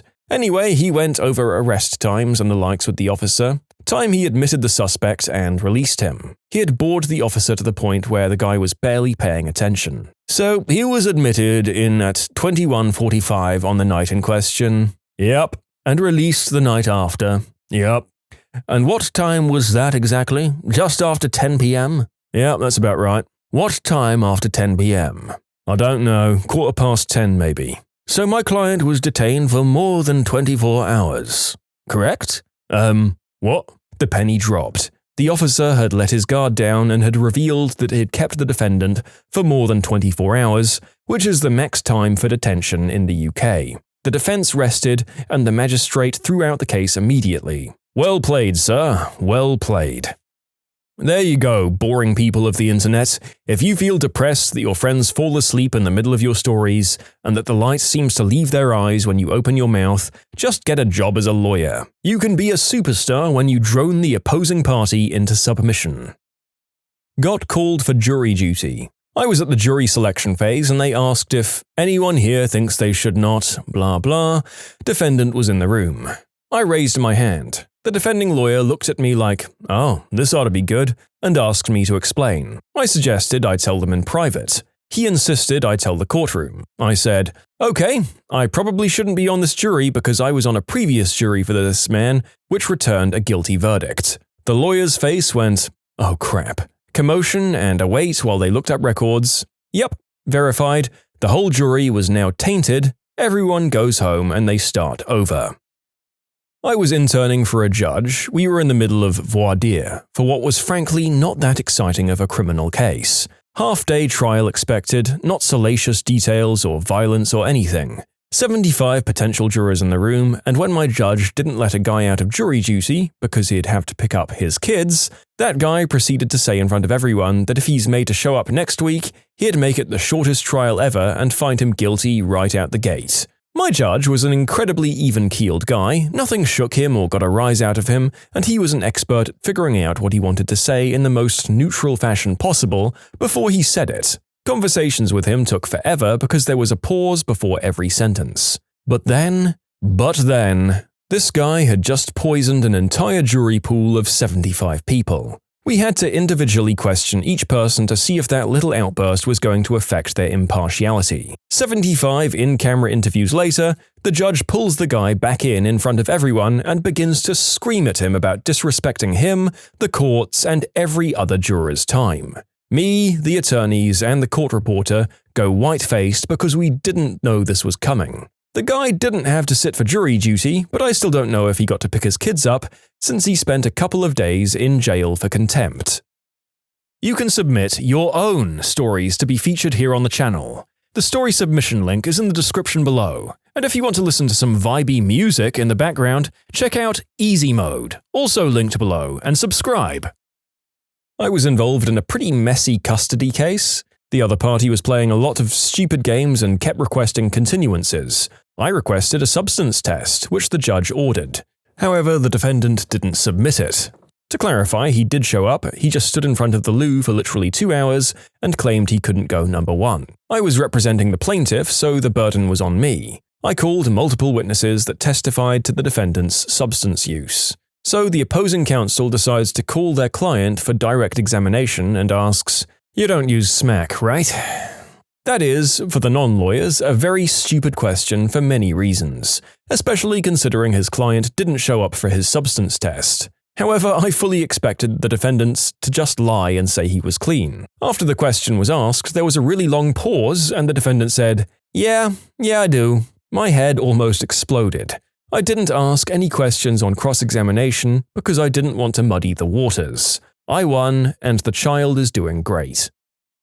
Mine actually happened while I was sitting in the jury pool during voir dire. The case was a double homicide and the jury pool filled the entire courtroom. If you're not familiar with voir dire, it's when the lawyers ask the potential jurors questions to determine who they want to sit on the jury and who they want to exclude. It's a long and boring process for almost everyone involved, but 9 times out of 10 it's the most important stage in a case. So the lawyers are asking us questions, and if that question applied to you, you raise your hand and they hand you a microphone to answer the question. The question asked was, do you or anyone you know have prior knowledge of this case? So this older gentleman raised his hand, is handed the mic and proceeds to say, "Yeah, I work at the police station as a janitor and I heard 2 detectives talking about him," points to the defendant, "and they were saying he was about as guilty as sin." We all stared open-mouthed at the guy and I start chuckling because I couldn't believe what I was seeing. Naturally, the defense attorney asked to approach the bench, followed quickly by the state prosecutor. After some quick and energetic whispering, the judge addressed the man. "Do you realize what you just did? You potentially poisoned the entire jury pool. I'll be calling your boss and you'll be hearing about this. You can count on that. You're dismissed, sir, but this isn't over." The man was escorted out and then the judge addressed the remaining jury pool, which was still in the mostly packed room. Now, I want you all to disregard what that man just said. I'm sure if any of you were ever accused of a crime like this, you'd want a fair trial and not to be condemned based on the words of one old man. I've been in court many times since, but never have I seen that level of downright jaw-dropping absurdity again. My boss had to defend a small-time delinquent as a duty solicitor. Before going to court, he asked her what he should do. She explained to him if he was cooperative and truthful, his sentence would be milder. After hearing the case, the judge asked him if he wanted to add something. He got up and explained to the judge, "My counsel told me to be truthful, so I wanted to tell you that not only did I do the robbery I'm being heard for, but also several others in the region." He continued to admit to several robberies that had been unsolved yet, and everyone, even the state attorney, were facepalming. Oh boy, when you follow your instructions on the class presentation to the absolute letter, look up and realize that your teacher, friends, and even your bullies are just facepalming and embarrassed for you. This has the same energy, but on a much grander scale with much more serious consequences. I almost feel bad for this hardened criminal. Literally the first thing I ever did, I was just a law student intern. The guy had a legit defense on a substance possession case, substances found in a jacket, guy wasn't wearing the jacket, they were going to have a very difficult time proving the jacket belonged to my guy. Had a long meeting with the client, explained everything. The client was excited. Day of the preliminary hearing, the guy shows up and sits down directly in front of the officer who arrested him while wearing the jacket in question. The exact same jacket we were going to say they couldn't prove belonged to him. Not in court, but at tribunal, and also I was plaintiff, suing for wrongful termination. My rep said, "So you terminated him because he was ill?" The employer said, "Yes, sir." "And he was ill because he's disabled?" "Yes, sir." "So you fired someone for being disabled?" "Yes, sir." I was in court for a directions hearing. The judge was already in a bad mood and asked why we were here for such a seemingly pointless litigation. Without giving details, he was right. The barrister starts to make our case, and I'm making notes about areas we need to further explore when I hear, "Excuse me, why were you so rude to me?" The client, who'd been told not to come, had come to court that day and was evidently incensed by the judge questioning the merit of their case. They berated the judge for about 3 minutes, with me and my co-counsel first stunned and then trying to shut them up before the judge adjourned the hearing. The case did not go very well, to my client's surprise and fury. Not me, but my former law partner. She was in court representing a client. I think in a hearing for a restraining order against her soon-to-be ex-husband. Our client was telling the judge that when they met to exchange the children for visitation, the ex had kicked her. He immediately, angrily shouted, "She can't prove it. I didn't leave a mark." "Thanks, buddy." Probably the funniest one I ever came across happened to a colleague. We were prosecutors then. 18-year-old defendant applying for bail. He needed a residential address and got his dad to show up at court to confirm that the family home was available to him. The defense lawyer gets old dad to confirm that son can stay at the family home. Dad says yes. My fellow prosecutor gets up and asks dad, "Do you really want him home?" Dad goes off the deep end. "Jesus, the grief he's bought me and his mother. At all hours, doing smack, hiding stolen property in the garage, all-night parties. I'm on antidepressants and the wife's had a nervous breakdown." Dad goes off on one for 5 solid minutes. As the defendant gets taken back to the cells, he calls out, "Thanks, Dad, I owe you one." In pre-mediation meeting, once for an uninsured motorist, an insured had alleged that she couldn't walk without the aid of a cane and had a pronounced limp after an accident due to a lower back injury and a shooting pain in her right leg. The doctor's notes didn't support anything but a subjective injury after a few weeks, but she was still treating it 2 years later and going to new physicians. We had followed her covertly to see if she was really using the cane and had a limp.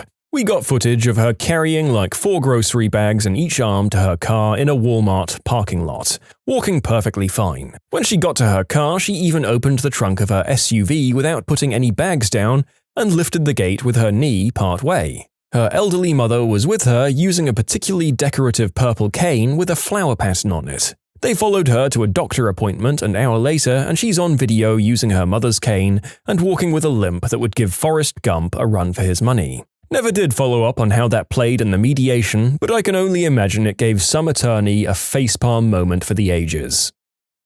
2 moments in a DUI trial. The first was a passenger testifying for driver's sobriety when the DA asks her, "You keep saying he was sober, but are you even TIPS certified?" Which is a course for bartenders so they can recognize drunk patrons. She was certified. 2. The head of the county's blood lab accidentally admitted he'd cranked the sensitivity of his machines way up because he was, quote, experimenting. I didn't entirely get while I was putting the script together that these were in the same case. My goodness. It's good to know that the ruthless agents of the state that we can end up in front of make whoopsies like this when they have brain toots or don't get their cup of coffee before the trial. Makes me feel better about messing up major parts of my life like this on a daily basis. I was a defendant. As a teenager, I got busted with a couple of buddies throwing eggs at cars. We were actually only in the courtroom for our sentencing, and there was no trial. The judge called each of us up individually to ask us if we had anything to say. One of my friends tells the judge that he's a good kid who doesn't normally do things like this. That's a lie, we used to do it all the time. And that, "I was just in the wrong place at the wrong time." I wish there was a video of my other friend and I sitting on the benches watching this happen. We simultaneously dropped our heads into our hands because we couldn't believe that idiot just said that. The judge was not pleased and she took the opportunity to remind him that going to a store, buying eggs, going to another location across town, and then throwing those eggs at cars was not just being in the wrong place at the wrong time. Late to the party here, but as a law student we were allowed to make court appearances under the supervision of an assistant district attorney. I was doing arraignments and my ADA said, "Don't talk to the judge unless he asks you specific questions." So the judge and the defense attorney were going back and forth about when the next court date would be. The judge wanted a specific date, let's say 4/20. The defense attorney was adamant that she couldn't do that date. In my file, I had a calendar with a big X over 4/20 saying, "Do not schedule." The judge and defense attorney go back and forth for several minutes. The judge wanted 4/20 and the defense attorney kept saying no. I was keeping my mouth shut because the judge hadn't asked me directly. Finally, the defense attorney relents and agrees to 4/20. The judge turns to me and says, "Do the people agree with the 20th of April?" At which point I say, "Sorry, Your Honor, but we cannot schedule for that day." The judge looked at me for a second and then just ripped into me. "Mr. Jones, you just heard me and the defense go back and forth for several minutes about a date you knew the people couldn't do. Do you like wasting the court's time?" It went on like that for a few minutes, him just berating me in front of about 200 people in court in Brooklyn. Finally, after me apologizing profusely and him giving me a withering glare, we moved on and went to the next case. At the next break, the judge approached and said, "Mr. Jones, please approach the bench." I thought I was really in for it. I walked up to the bench, the judge came down to talk to me and said with a big smile, "Don't worry about it, I was just giving you a hard time. Welcome to the Brooklyn Criminal Court." I was a character witness for my childhood dog in a civil trial between our neighbors and my parents. Opposing counsel was questioning me. I wasn't even out of elementary school at the time, and he asked if our dog was aggressive. She was a Rottweiler and very loving and incredibly protective of me and my siblings. His final question to me is one that I'll never forget. He asked, "Did your father tell you what to say before you came into court today?" I responded, "Yes." Then he asked, "What did he tell you to say?" I said, "The truth." Now, I was too young to remember the courtroom reaction, but according to my father, the judge audibly guffawed and the opposing counsel lost all the wind out of his sails. Housekeepers working for motels, hotels, resorts, or cruise ships. What is the most what the fudge weird or awkward situation that you've stumbled into at work? I worked at this one hotel, and a guy bought in a mini propane grill and started grilling chicken in his room. We found out when the whole hall started to smell delicious. Unfortunately, we did have to make him stop. I was the night manager, and housekeeping told me there was blood on the walls. I went to the room and, oh my god, the girl was shooting something up and obviously the blood had sprayed everywhere. She tried to extend her stay. Turns out she was just a really crafty working girl. She'd have the first John pay her room through Expedia, use it all night, and then use the money to stay again. She was permabanned after the blood though. I worked with a woman who was the head of housekeeping for a large hotel in the area who told me this story. There was this woman and her daughter who were local but checked into the hotel for a few days. One of the housekeepers came in to service the room one morning while the mum was outside by the pool. The housekeeper walked in and found the girl in bed with blood everywhere. Turns out the girl came to town to have an operation to not have the baby, and mum needed to hide it from dad. The girl started hemorrhaging in her sleep while mum was already outside the room, and the housekeeper actually found her in time to save her life. The housekeeper was too distraught after all was said and done to clean the room. I can't remember if she quit or not. Another housekeeper was brought in to finish. My mum was a hotel general manager, and I basically grew up in hotels. The worst was a man who strung himself up in his hotel room on Christmas Eve. He had driven through the night to see his kids for Christmas, and his ex wouldn't let him see them. So he went back to his hotel room, set up a rope, and decided he didn't want to be alive anymore. My mum is still traumatized over finding that body. After that, she organized a party in the hotel lobby for every Christmas Eve and always invited all of the guests to try and get people out of their rooms and lift their spirits if they were spending Christmas in the hotel. Rough time of year for a lot of people. Your mum sounds like an absolute peach though. Says a lot that instead of just battening down the hatches, she tries to use her experience to bring people out of what can be a very hard holiday for lonely people. I have a few, I guess. My favorite was when I wasn't working. I actually just got off my shift. When a large wedding party came back late at night, absolutely trashed, and eventually they all went into their rooms.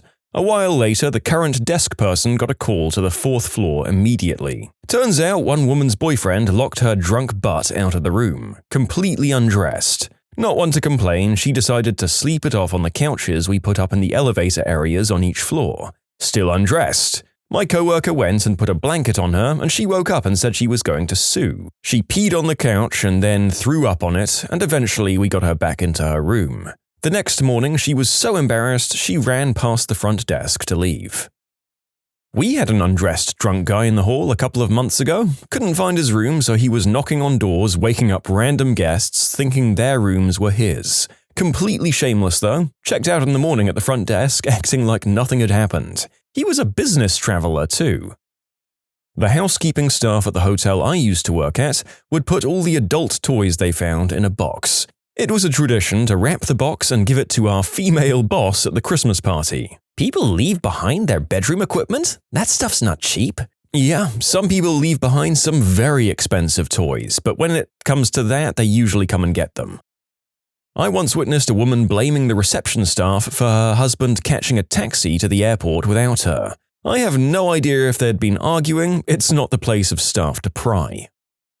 I used to work in a park with facilities for the campers that had to be cleaned every morning. One morning, the janitor, we'll call him Jose, came into work and started by cleaning the bathrooms. When he came to the men's bathroom, a ranger saw him go in, come back out, put on a hazmat suit and go back in. This actually wasn't as abnormal as you'd think, considering we get a lot of weirdos doing turd art on the walls. Anyway, Jose finishes up, heads over to the next set of campsites. Later that day, some campers find a body in the woods right behind the bathroom. Sure enough, some guy had been unalived in the bathroom. The police were not happy with Jose.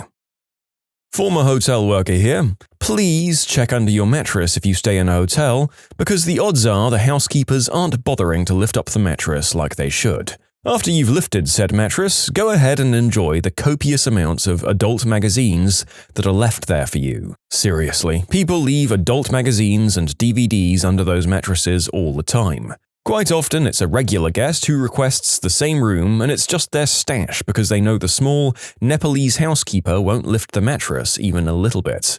Okay, update. Apparently some of you are taking the enjoy the copious amounts of free adult material as a literal statement. It was meant to be sarcastic, as at least for myself anyway, handling some stranger's random magazines for my own personal pleasure just seems unappealing. Oh, my top 3 were, in order, painted landscapes across 3 of the 4 walls, painted in number 2. Surprisingly talented. Used Johnnies placed over every light bulb in the room. I didn't actually discover until the rubber prophylactic started to burn. And finally, I had an employee give out the wrong keys to a room. The parents gave the keys to their small children, they ran ahead and opened the door, and inside was a couple performing what we shall simply say were very high-end costumed acrobatics, complete with ball gag and riding crop. I'm sure this is way worse at the low-end hotels, but I managed a Marriott and the standards are high, so some adult material under the mattress was one of a few really bad things we'd find. Every now and then a syringe would be found, but thank goodness that was housekeeping doing their job and not a guest finding it. When I was younger, I worked night reception in a really crappy rundown hotel. I took over the night shift from the afternoon shift and was given my handover. As per usual on the weekends, we had our late checkouts and wake-up calls for airport transfers. Come 2:45 a.m., I called the guests in room 3405, but I got no answer. Tried again a few more times and still nothing. Now, as I'd mentioned, this being such a crummy, -3-star, rat-infested hotel from hell, we had a total staff of 1. Me. So off I went, up 3 floors with the master key to fetch Mr. Collins. I knocked 3 times and got no answer, so I went in. What I saw next will haunt me forever. Across the room in the double-doored fake mahogany closet was Mr. Collins, completely undressed in a standing position, knees bent, shoulders slumped on the inside of the closet, with a belt attached around his neck, buckle side attached to the closet rail. Eyes closed and a great big smile on his face. Dead as a dodo. So, first aid training kicked in. I knew it was for nothing. The guy was as cold as a well-digger's butthole. Called the ambulance and started CPR, but it was obvious the guy wasn't coming back. Paramedics took over, but he was pronounced dead straight away. Working in the hospitality industry, you somewhat prepare yourself for grannies passing away in the middle of the night and the odd heart attack here and there, but never that sort of thing. In short, guy unalived himself while tickling his pickle with his belt around his neck. Couldn't be saved. One of my co-workers was vacationing in Mexico and decided buying green herb was a good idea, and leaving said herb in a backpack in his hotel room. When they returned to their room, the cops were rushing in and out of there. He began to panic because he was sure he'd got busted for substance possession and that he was headed for a Mexican jail. The cops asked if this was his room and rushed them in. They told the guys to pack up and that they were getting a new room. The room was dark, so my friend opened the blinds. Someone had jumped from their balcony and landed on theirs, thus exploding all over the glass door. That's a very complicated and weird sort of relief, I imagine, and one that would probably make you feel very guilty in the days to come afterwards. I bet the guy rushed that green herb out of there as quickly as possible. No way that it didn't smell. I work as a housekeeper at a casino during the party hours, and I've been there for a while. I have so many stories to share from how crazy it is there, it's pretty hard to believe the crap I've seen. One in particular, I got called to go close down a restroom because a young woman was having a medical emergency right there. I also had an older gentleman ask me if I had a boyfriend while I was cleaning the restroom and we were alone, and he grabbed me and kissed me. He was later escorted out with his wife. I'm a dude, by the way. I've also been attacked by a pantsless man, seen women go number 2 on the floor in front of me, and a nice intoxicated man deciding it would be funny to pee on people on the balcony below. I've been here for a while and I have so many stories from that crazy place. I don't plan on leaving anytime soon because it's just so interesting. Although, as a housekeeping note for any of my customers, please stop standing so far away from the urinal. You will literally leave a puddle of number 1 and then I have 50 people all doing it every minute. You guys are killing me. Also, a good amount of people who crap on the ceiling. It amazes me the projectile range that these people have. Not a big thing, but something I'll always remember. I worked as a housekeeper in a 4-star hotel. It was quite an expensive place and we often had rich guests from the Middle East. This will become relevant. The hotel, of course, had a spa area, and it was my duty to close this area at about 10 p.m., meaning to shoo the last guests out of the pool and sauna, clean everything and close it down. One time I went to see if there were any guests still in the sauna, and when I opened the door there was a woman and man, I assume they were husband and wife, sitting inside. He was undressed, only with a towel around his waist, and she was fully veiled, wearing a head-to-toe chador inside a 90-degree sauna. Needless to say, I was surprised. I don't care about religious clothing rules, to each his own, I guess, but sitting inside a sauna fully veiled surely made me raise my eyebrows a bit. You can submit your own stories to be featured here on the channel. The story submission link is in the description below. And if you want to listen to some vibey music in the background, check out easymode, also linked below, and subscribe. Never worked at a hotel, but I delivered pizzas to them. This one time, this guy orders a pizza in the most run-down hotel in town. I go out there. He says, "Come on in." I usually will not go inside places, but for whatever reason, I took one step in. There's a girl sitting in a haze on the bed, like non-responsive staring, wearing only her undies. I got my money and left, not saying anything. I got halfway to the car and the guy leans out and says, "Hey," and gestures for me to come back. I'm a little nervous at this point as he's hanging out of his door. He could have a piece in his other hand for all I know, and he only approached halfway. He comes all the way out with more money, thankfully not a weapon of his own, and he says, "Hey, have a little extra tip. That working girl gave me a discount when she saw the size of my eggplant," with a big old smile on his face. I'm not sure if the discount was because it was big or small, to be honest. Now, I know full well that I shouldn't have touched this nasty, substanced-out working girl and sleazy dude's money, but of course I did. Oh, and another time I delivered to the Holiday Inn Express, the nice hotel in town, and my receipt said room 202. I knocked, they opened the door, paid for the pizza, and all, no problem. Got a decent tip out of it. I got back to the shop and my boss says, "Where the hell have you been? 212 just called and said you didn't deliver." Now, I'm confused because I just delivered to 202 as my receipt says. Turns out my manager wrote the room number down wrong. I took the pizza to the wrong guy and he just paid for it. So I called 212 and apologized and explained the mix-up. I make his pizza and run it out to him. When I get there, he tells me that management has been involved because he called 202 and said, "Hey, I think you got my pizza," and 202 said something to the effect of, "It's my pizza now, and if you want it, you'll have to come and take it from me." Very odd character, that 202. Anyway, I gave him the pizza for free because of the problem. He felt bad for me and gave me a $20 tip. So basically, the screw-up got me a funny story and a great tip. I worked as a night auditor for a small-town chain hotel in the early 1990s. One night, a nicely dressed businessman checked in on my shift. He came back to the desk a few minutes later and rented a few movies. We had VCRs in the rooms back then. One of the movies was The Hunt for Red October. It had just come out on video. The evening went pretty uneventful, but the next night when I came to work, I received the news. Sometime during my shift, he had deleted part of his own head with a deagle while in his bed. No one heard or saw this happen, and he was found by a maid at about 1 p.m. the next day, and he had bled out. None of the maids would clean up the mess. I went into the room and could see the huge pool of viscera on the bed and floor. It took them over a week to clean the room. It smelled terrible. As it turned out, the blood leaked under the floor and under the bed in the adjoining room that we'd still rented out, without knowing there was coagulated blood on the floor. We just kept airing the room out and spraying a lot of air freshener. To this day, I have never seen The Hunt for Red October. I worked for a small golf resort for several years, and this story still burns a hole in my brain every time I tell it. So we have these small hotel rooms that contain 2 beds and a bathroom.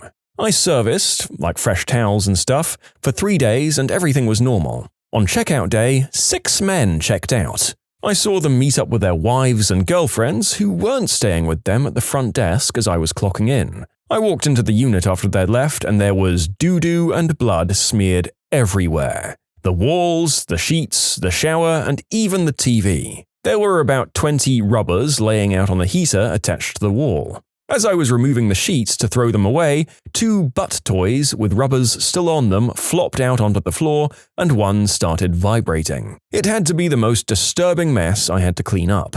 And when I notified the front desk manager, he refused to bill them for leaving such a huge mess to clean up and said, "This is a place where people come to relax. If they want to let loose, then so be it." I was so mad. Which situation should I share? Alright, so a few girls and myself teamed up and cleaned these cottages for a state park. I usually clean bathrooms because the girls don't wanna, and I'd rather do it because screw it, you can just bleach everything and not have to worry about if crap in the kitchen is missing. Anyway, cleaning the bathroom when I heard my co-workers gag and tell me to come to the bedroom. I walk in and instantly smell something more foul than a chicken house. I look at the bed and there is a blood stain almost 4 feet wide at crotch level, center of the bed. Oh boy, and no body anywhere to be seen. I have a feeling that this may be one of the more extreme examples of one of our patients who tripped and fell from the many medical videos we've done on this channel. I hope that the person was okay and that they actually went to get the medical help they clearly needed. I work at a 7-story hotel in Illinois, and one night a man tried to climb out of a 7th-story window to the roof, a real daredevil. He fell to his death, and the scene that followed was one of the most what the fudge moments of my life, and really changed my perception of people in general. It turned out that while climbing out of the window, his girlfriend tickled him, causing him to fall. Later, when outside, she screamed that over and over, "I didn't mean to make him fall, I was only tickling him." I thought that she had just died crying. In their panic, the remaining 4 people in the room took the elevator to the basement instead of the ground floor and proceeded to punch holes in the wall because they were so laced out on substances that they couldn't find their way out. One got out, but the rest were down there for over an hour. When the woman finally got outside where I headed after calling the cops, she literally clawed at me and begged me to do CPR in spite of the geyser of blood coming out of this man's mouth. He was obviously done. It was a confusing and chaotic night after that. I was the manager on duty, so I was the one who let the police into the room. I watched the police chaplain gather up all of the substances and paraphernalia into a shopping bag, and he did a thorough search as well. There was so much stuff, more substances than I've ever seen before or since. It took hours to clean everything up, and the last thing to happen was the fire department hosing the red stuff away. What was so what the frick that changed my view on people? The official police report stated that substances were suspected to play a role, but none were found in the room. It was just stated that the man fancied himself a daredevil, and others in the room didn't notice he was gone for several minutes. All total lies. I'll never believe another police report as long as I live. I'll never believe another news story, even a small one. What happened and what was reported was so different I wondered if something had happened at another hotel on the same night. So not a funny story, but one of the most what the frick nights of my life. I was never even interviewed by the police other than giving them the information that I'd been given at check-in, and no, I was never interviewed by a reporter. I even called the paper a few days later and asked if they were interested in what really happened. They were sort of, meh, and never got back to me. What a disconnect from reality. This was just a small incident in a huge city, and now when I see major stories on major news sites, I can't help but think of the misinformation that must increase exponentially. I'm a supervisor at a hotel. 2 weeks ago, I got a call in the middle of the night from one of the bellmen telling me he needed help. I threw on some clothes and ran over, I live across the street, to find a drunk guy passed out in one of the lobby bathroom stalls amongst the single most foul odor I've ever smelled. I couldn't remember his room or who he was with. Turns out he'd decided to go number 2 in the hallway and then fell in it, smearing it all over himself and the floor. It ended with me having to call the cops and him calling me mean. That was actually the second time a drunk guy relieved himself of his solids in our hallway. Also, a housekeeper once found a working girl's menu of the services she performed, as well as a bag full of butt toys.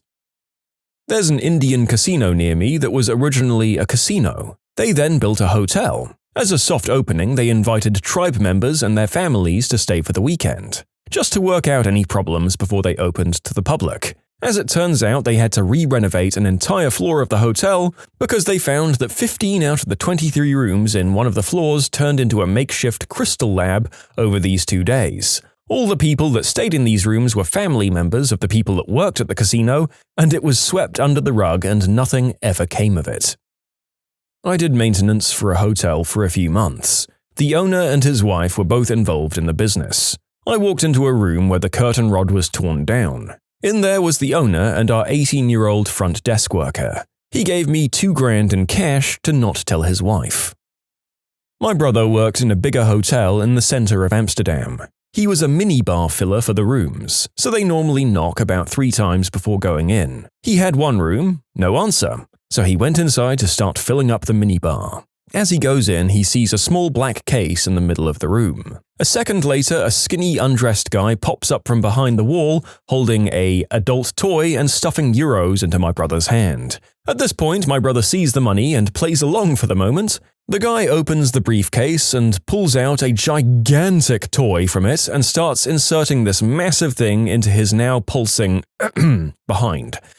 My brother stands there in slight awe as the guy tells him to wait and stuffs more money into his hand. This is all happening very quickly. Next thing my brother knows, he's holding a lot of money now. The guy has placed himself on a small stool and is begging my brother to start whacking him on the butt with one of those table tennis bats from Heck, black leather with metal pins on it. My brother sees the money again, starts smacking the guy on the butt like 3 or 4 times before hitting him so hard he falls off the stool. My brother leaves with the money, and the guy is still begging for more. Brother tells management, and the guy is banned from the hotel. I've never laughed as hard as I did hearing the story. He made a lot of money, but still kind of felt like he had turned into a rent boy. When is it smart to pretend to be stupid? There was this Chinese restaurant near where I live. Years and years ago, a guy came in and handed the greeter a note that said, "I have a weapon, give me your money." The woman examined the note and then handed it back to the man, shaking her head. "You want food? What do you want to eat?" The man began to quietly explain that he had a piece. "Gum? What gum? We don't sell gum. You want chicken?" While she was busy with this guy, one of the chefs in the back caught on to what was going on and called the cops. Of course, the greeter spoke perfect English. It can be easier to pretend to be dumb if you know a lot about a topic, and someone is trying to give you poor advice on that topic, and you don't really feel like spending the next 30 minutes trying to make them understand the error of their ways. When your family asks you to fix their computer, the first time you do it, every problem they have down the road is going to be on you. My mum has called me from 300 miles away to have me fix some computer issues of hers. I end up having to remotely access her computer with Join Me, and it's a pain. I have to say, click on the orange button. I don't see it. It's right in the middle of the homepage. It says About. Should I click on About? No. We provide a variety of services. No, go back, and have offices in 15 countries, including... Just avoiding telling them you know anything works even better if, like the narrator, you have a brother who knows nearly as much or slightly less about computers, but is a nicer person who isn't a liar like you are. Maybe this tactic can sacrifice him to the parents and save your sanity. I heard a story about a Chinese-Australian kid getting busted for not having a train ticket. When the inspector confronted him, he responded in this very heavy, "What? I no understand," ignorant Asian migrant accent. Eventually, the inspector gives up and just tells him the rules and to have a ticket next time. After the inspector leaves, the kid turns to his mates and says in a perfect Aussie accent, "Frick, I love being Asian."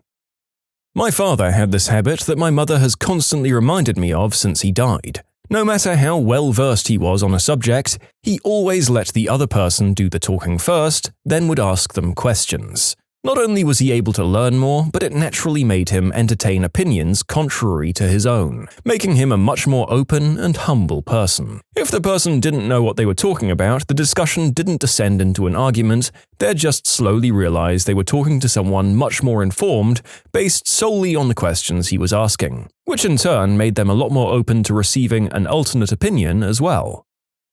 There was this story that Andy Rooney told about a reporter from Stars and Stripes. He said the reporter would act as dumb as a rock when interviewing someone, and the person being interviewed would way over-explain the answers trying to help the reporter understand. The reporter was then able to write stories with greater details and better descriptions. Rooney said one time a pilot was interviewed by this reporter, and after the reporter left, the pilot told Rooney, "That man was so dumb I practically had to explain what an airplane was." Acting dumb is a great tactic when you need someone with a fragile ego to cooperate. When the cops show up at a house party, "Who lives here?" "I don't know." "Who broke this bottle in the street?" "Huh, no idea." "Where are the substances?" "Substances? What substances?" "Who drives the 2005 Camry out front?" "Beats me." I feel like the stupid act can be useful if you intentionally lower someone's expectations of you, then you have more options available to you later, depending on the situation, of course. Slightly related, isn't there an old proverb that's like, "It's better to keep your mouth shut and be thought a fool than to open it and remove all doubt"? I do this all the time. Mouth breathe, 1,000-yard stare. It really cuts down on people wanting me to do things for them. In many negotiations, the ignorant person will come out ahead. Stupid questions take time and can wear an adversary down. I've asked a car salesman, "How much do I save if I take out the sunroof because I don't want it?" Of course, he thought I was an idiot, but the next thing you know, the value of the sunroof is being deducted from the price. On a larger scale, the Russians have historically used this tactic when negotiating things like treaties. They've often pulled the language card. Their interpreters are not understanding what you're saying, and they need every line explained over and over. Stupidity wears people down, and they'll give you what you want just to get rid of you. When I was in college, I got a job at Sam's, and they told me I was in electronics because I knew computers. Later, my manager chewed me out for not zoning everywhere on my side of the store. Pretty soon, I lost all of my computer knowledge and became a drooling idiot that just put boxes on shelves. If you get a job in retail, any extra skill you have is just a liability without extra compensation, and you'll get used for it. If you're developing a relationship with someone and they start talking about a subject you're well-versed in, just let them explain it, ask questions, and it'll naturally make your relationship progress. When you play with kids, you should let them show you things that you never knew before. I have a teacher who tells the story of his green herb-using friend from high school. He went to the same school I'm at now, which is a private Catholic school. They take substances pretty seriously and they expel students over them. So this buddy of mine, let's call him John, had started selling green herb, and the administration caught on. The dean of students at the time checked this guy's locker and found a ton of Mary J in it. He was called in the next day and told, "I know you have that stuff in your locker because I already checked. Just tell me the names of who you sold it to and I'll lighten the punishment." Well, he tells the dean a list of 3 or 4 guys that were all caught already and waiting outside. He says that's the list as he remembers it. It's not, he sold it to a lot of people. The dean sends him on his way and deals with the rest of the kids. Later that day, this one guy I know is called in because him and the dealer are friends. This guy is in a National Honors Society and works on the newspaper, 4.0 GPA, overall a good kid. The dean thought that he wouldn't lie and would rat out everyone who bought. The dean was wrong. This guy gets to the dean's office, walks in and sits down. The dean says, "Look, I busted John for possession of green herb and I know you have a—" My friend interrupts him. Whoa. John had green herb? Don't do this, Chad. No, you sure you got the right John? I'm sure. I just had no idea. I mean, we've been friends for years and he's never shown any interest in that stuff. Come on, Chad. No, can I just talk to him about this? I'm sure it's a misunderstanding. Chad, get the frick out of my office. So the moral of the story is to always deny or feign ignorance. It's a tactic that has worked for the narrator on many occasions. Living in a foreign land has gotten me out of trouble a number of times because I'm just a dumb foreigner. Then I listen to them talking about how dumb I am in my second language, and they move on. I thank my lucky stars and wipe off the cold sweat. When talking to people who like to argue just for the sake of it, no matter how well versed your views are, they'll find some stupid ways to crap all over them. Just shut up, pretend you don't know anything, and take the wind out of their sails. When your former employer is getting audited by the IRS and you're just a cashier at the car wash, copy Skylar White and play the dumb bimbo or medicated loser. Jury duty. They sent me home after asking me some questions. They asked me if I knew what something meant, and I stayed quiet for a couple of minutes until they explained it like I was 5, and I still told them I didn't understand. It's nearly always best to play dumb. I've come to find if you act like you don't know, most people will tell you what they know. If you do this long enough, you should acquire all the world's info. Seriously though, play dumb until you can't anymore, and if you're ever called on it, I usually just keep playing dumb and saying something like, "Oh, well, I wasn't sure if that was actually right or not. Now we know." When someone is obviously trying to exploit you, there's nothing more fun than pretending to be computer illiterate when you get one of those fake tech support calls. You know the ones, heavy Indian accent claiming to be from Microsoft, and see how long you can keep them on the line before they hang up.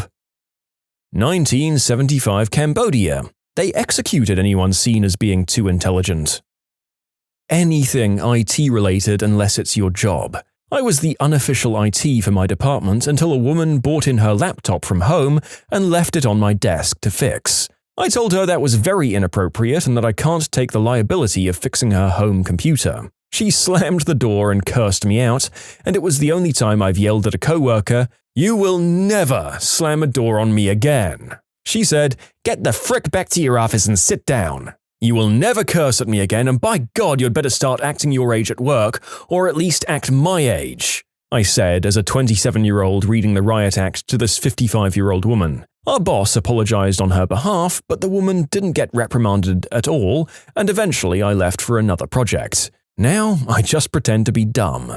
But magically, the printer and scanner and shared files and secure file transfers always work for me, so I think my coworkers are catching on. In eastern Ukraine, a friend and I got stopped by some thug on the street who was threatening us and implying that he was going to take our money. We pretended to not know Ukrainian. It ended up going fine. So I guess in that moment it was smart to pretend to be stupid. Similar thing happened to me on the streets of DC. Some guys came up to me and asked for my money and cell phone, but I'd just gotten out of a loud concert so I couldn't hear them at first. I just nodded and laughed and kept walking. They followed for a moment, but then I got to an area with more people and they melted away. People underestimate you, then you plan your moves without them even knowing that you could. When meeting your girlfriend's parents and play What's a Potato? When you're trying to catch someone in a lie. When you know all of the details but you just want to see them weave a tapestry of bullcrap. You can submit your own stories to be featured here on the channel. The story submission link is in the description below. And if you want to listen to some vibey music in the background, check out easymode, also linked below, and subscribe. In a deposition, the less you say, the better. Also, I don't know and I don't remember are perfectly acceptable answers. You can play dumb in basic training for the armed forces. It saves you trouble, but it also saves you promotions. When you regularly find yourself in situations where you have to interact with stupid people for long stretches of time. I interact with uneducated blue-collar men in their 50s and 60s every day. Being too smart around them is a surefire way to marginalize yourself. When someone says, "I'm gonna shoot you if you're smart." When appearing too smart would trigger or offend people who you don't want to trigger or offend. It can be a friend or a cop pulling you over. When you're in a bar with a bunch of drunk, violent rednecks. I'm a recent graduate with a science degree and I'm applying for lots of jobs. I have my professional CV for career jobs, and then I have my slightly crappier, shorter CV for applying to dead-end jobs. My logic is that a company doesn't want to employ a recent science graduate in a customer service role if they know the employee will jump ship as soon as a career opportunity comes along, so I dumb myself down. Damn, the narrator wishes he'd made this move 2 years ago, was desperate and looking for literally anything, even minimum wage retail. Got no callbacks. But yeah, they'd probably wonder why someone with all of my adult job experience wouldn't leave them for something better as soon as the opportunity presented itself. And they'd be right. Play dumb when questioned by the Inquisition. Play dumb when you're a prisoner of war. See Doug Hegdahl. When you find a coworker's mistake at work, if you tell them that it's wrong, people automatically get defensive. If you say you don't understand why they did something the way they did, they'll find the mistake themselves. Also, if there's no mistake, it won't blow up in your face. Presumably, when you're arguing with a person who doesn't know much about the subject but just tries to look clever, pretend to be dumb and ask them questions, from simpler to more difficult ones, and they'll eventually show their lack of knowledge, which you can exploit. That's what I heard works. At least some ancient Greek philosopher used this, I think. However, I'm too stupid to use it myself. When you happen upon a hostage situation, if you pretend to be mentally challenged, it's possible you'll be able to catch the dude off guard. Any time where you won't be paid for it, but you'll be expected to keep doing it once you show that you can. As a woman, I completely pretend to know nothing about technology or money when a salesman comes to the door. Sadly, my husband takes care of that and is out of town for a month is an easier way to get rid of them than I don't want it. When you encounter a know-it-all neckbeard kind of person, it's more entertaining to play dumb and listen to their wealth of knowledge, even if you know they're full of crap. It isn't worth starting an argument or hurting feelings, most of the time. Basic training. When the drill instructor says, "Anyone got a driver's license?" and all these hands go up, "Perfect. You, and you. Clean the johns." If you hear, "Does anyone have?" it's a trap. Be as stupid as possible and keep your mouth shut.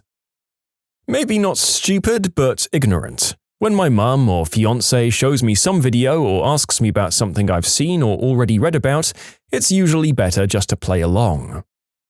Literally all the time, showing any capability at anything other than what's required of you is a great way to be exploited. I love when hard work is rewarded with more work. Everything's done. Go home early? Nope. Get an extra break? Nope. Extra pay? Don't be stupid. Promotion? Nope, you're too good at this work and we can't afford to lose that. Stay exactly where you are and have another shoveling of this lovely, delicious work. Maybe we'll fire someone to save some money and get you to do their job as well. Group work if you know exactly how to do everything that the group needs to do. When starting a new job, it varies from job to job, but generally speaking, it takes time to learn the ropes. As soon as you act like you know what's going on, people will stop helping you and begin to expect more of you. When I was younger, my tendency was to dive in headfirst with a gung-ho attitude. "Oh, let me do it, I can handle it." I'm a bit more reserved these days. Unless I know that I can knock it out of the park, I don't step up. When salespeople come to the door or phone you, "Oh, I'm so sorry, my husband deals with all of this kind of thing. I don't understand. It's all so confusing. I don't have a husband." When negotiating for something. When the judge asks you why you stole all of the money. When someone wants help with their assignment and you know the right answers. When Pol Pot starts asking questions. You'd also do well to have good eyesight.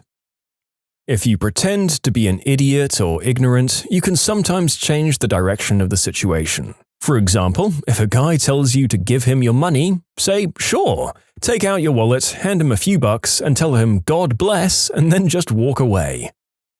When going through TSA in an airport.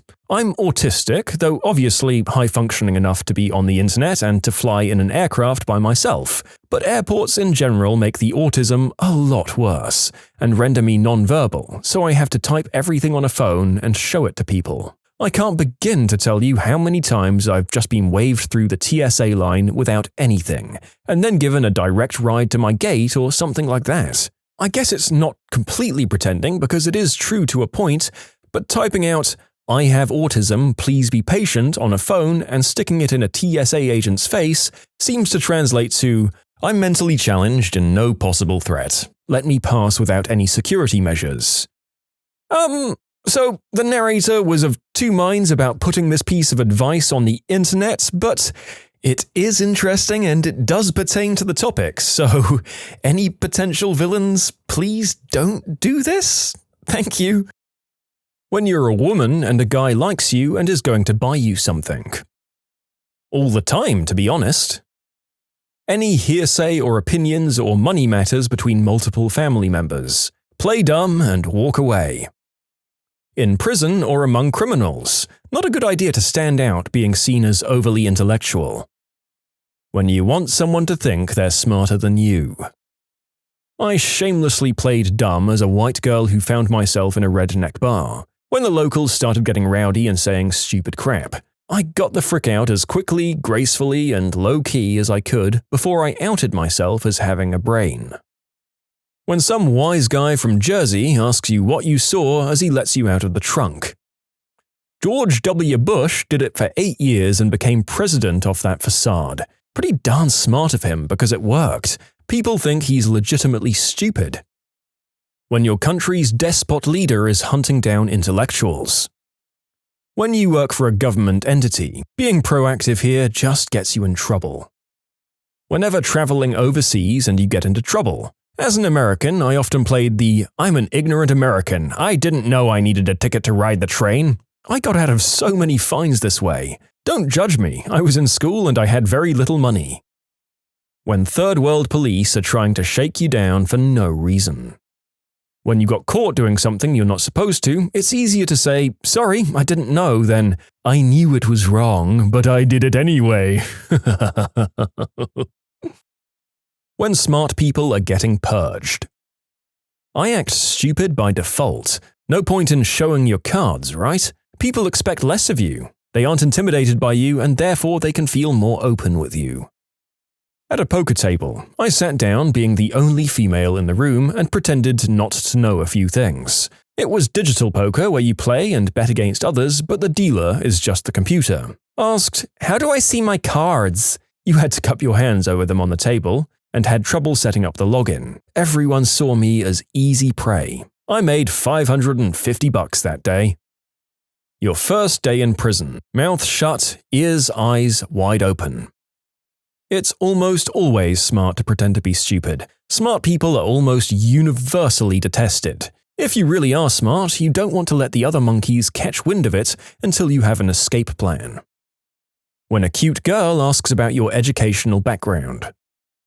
My husband knows how to fix the cars, so I see no point in me retaining that knowledge. I know the basics in case something happens and I'm alone, but I'll never let him know that and I'll never want to take a lesson from him again. When you're being interrogated by the police, until you're represented by a lawyer, say nothing. Remain completely mute and ignorant of any information they try to pry out of you, save your name and the desire for representation. When you realize you're by far the smartest in a group of people. When the IRS audits your tax return and asks if you realized that the deductions you listed were not legitimate. Counting cards in a casino. When a child tells you all about something you already know. Be engaged, show them that you're listening, encourage them when they falter. Plus, sometimes it's just refreshing to see things with a child's eyes. If you can't make time then and there, always be willing to revisit. When your joke about not knowing what a potato is goes wrong. When someone makes an overtly racist, sexist, or homophobic joke or comment, act like you just don't get it and get them to explain it over and over, highlighting their own bigotry and stupidity.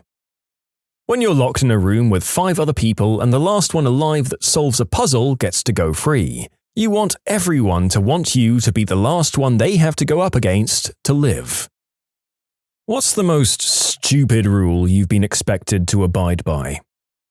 In my sophomore year of high school, our old principal got a promotion to the district office. He was replaced by someone who had literally just moved to the area and knew next to nothing of the well-established culture of our small town. After a few weeks, he noticed a problem around the campus. He saw many people wearing purple and gold in copious amounts and in ridiculous ways every Friday, and he was sure it had to be related to gang involvement. Rather than ask anyone about it, he called an emergency assembly in which he lectured us about the seriousness of the issue. He informed us that from that point on, if anyone were to wear either of these colors at school, they'd be put in detention for the remainder of the day, and their parent or guardian would have to come and pick them up. People laughed and rebelled, wearing more purple and gold on more days, and the detention room was overflowing almost every day. 2 months later, he found out that purple and gold were our school colors. People were dressing up like that on Fridays to show support and pride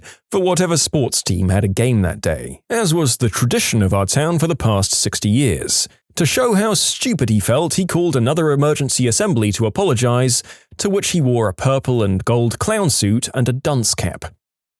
In 5th grade, my friend and I were walking through the mostly empty school to get to our bus at the end of the day. A teacher was walking in the opposite direction towards us and yelled at us to walk in a line. So we made a line, just the two of us, and walked like that to our bus.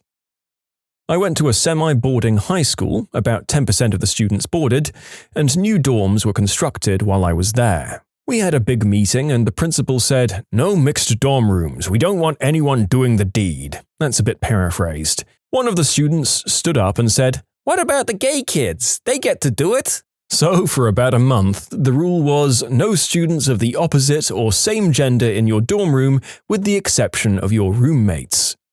Honestly, given how conservative a lot of boarding schools are, I'm surprised that it actually affected the policy rather than them just brushing off the question. Now, I'm curious, are there hyper-liberal boarding schools? What does that even look like?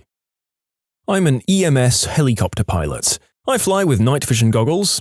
Problem: the Federal Air Association rules for using night vision goggles state that the aircraft must also be equipped with a working radar altimeter. So if I'm flying over the Sierra Nevada mountains on a pitch-black night and the radar altimeter fails, legally I have to take the night vision goggles off.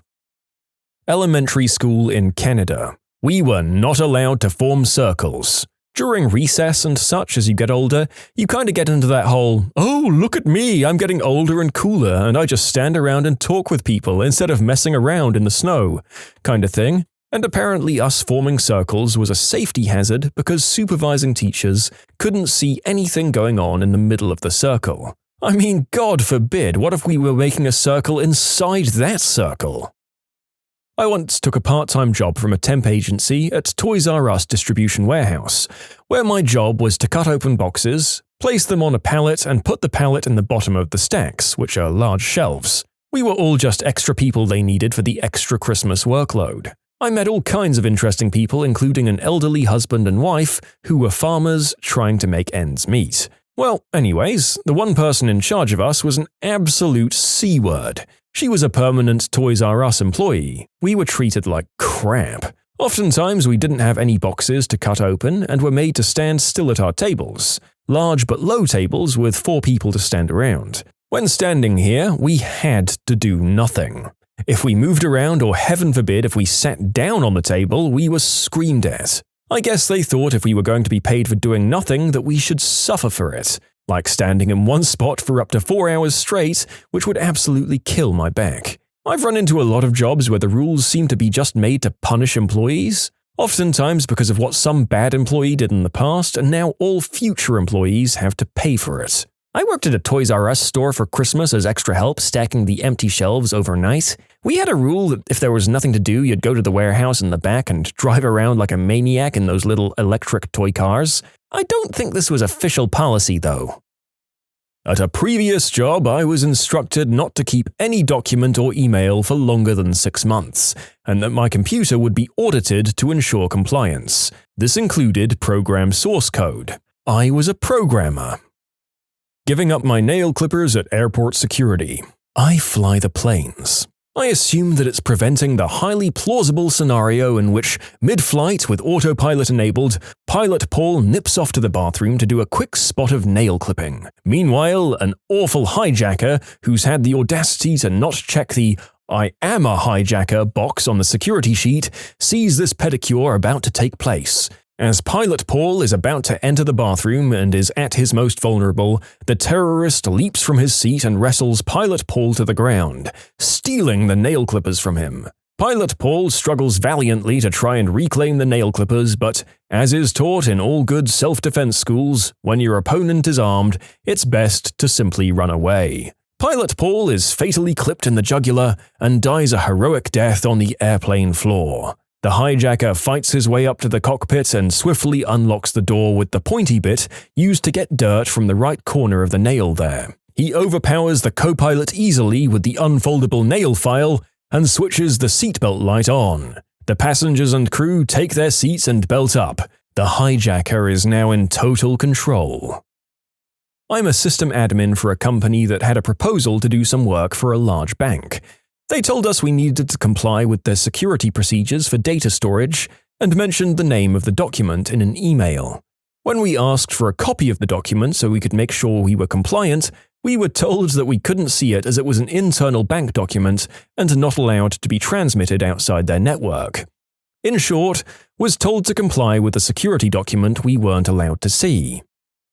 I worked at Pizza Hut for a while. We got an order for 5 pepperoni pizzas. So I laid out 5 discs of dough, stretched them all, and then sauced them all. You know, the most efficient way to do it. The manager came over and said I was doing it wrong, that I had to make each pizza start to finish, place it in the oven, and then make the next one. I told him he was an idiot and kept doing it the efficient way. The general manager came in later and totally had my back. Christ, that's a pathetic victory.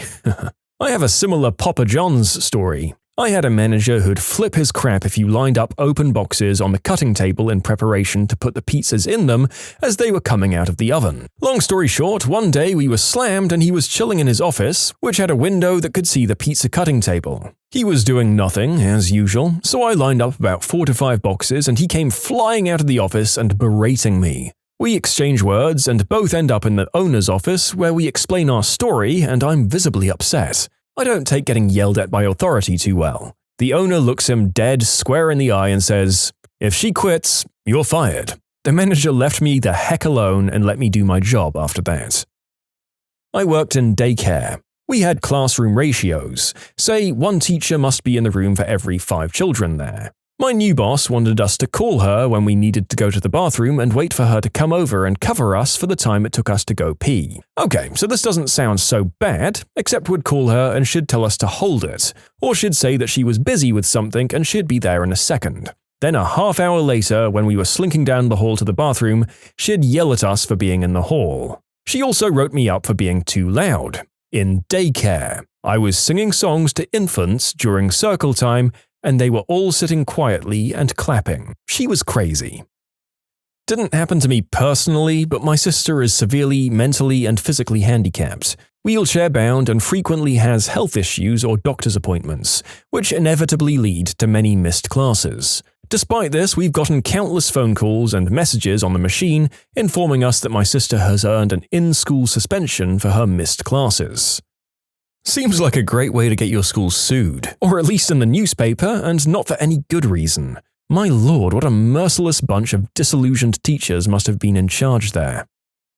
I wasn't allowed to watch PG-13 or higher movies, or the book, comic, game equivalents until I moved out of my parents' house at age 19. Additionally, I wasn't allowed to have my computer in my room. Not entirely unreasonable. The weird thing about that is that it kept being true after I got married and was just visiting them. If you think that's bad, I have a friend who, at 19, his parents would make him hook up a box to their TV if they want to watch anything over a G rating. This box would monitor the closed captioning, and if it saw a bad word, and we're talking mild language here, such as the common word for doing the deed, it would mute the TV show and show the closed captioning on the screen, but it would replace the bad word. I watched a movie over there once, and only once. Not me, but I went to high school with a guy who had very overprotective, stereotypical Asian parents. He then went to college a 5-hour drive away from his folks and lived at college. So when he was away for all his parents knew, he could have been doing white snow and going to adult clubs 5 nights a week. But when he came home for holidays, he had to be in before it got dark out, even when he was over 21. When Batman Begins came out, his parents only let him go to see it with me and some friends because we lied to him for his own good, and I said my mom was driving us to the theater. We were all over 21 at this point. In short, friends' parents made him be home before it got dark every night, and only let him go to see a movie when he was 21 because they thought my mom was going with us. You can submit your own stories to be featured here on the channel. The story submission link is in the description below, and if you want to listen to some vibey music in the background, check out easymode, also linked below, and subscribe. In schools, if someone tries to fight you and you don't want to, you can't even defend yourself. The rule is if you throw a punch or perform any kind of violent act, you've consented to the fight. Are you a 140-pound freshman about to be killed by a senior? Did you hit them once in self-defense but got sent to the hospital? Well, guess what, kiddo? You've got 5 days out of school suspension. And we also have in our rulebook the penalties for setting off a bomb. Is that necessary? I worked at a zoo and we weren't allowed to use the word evolution.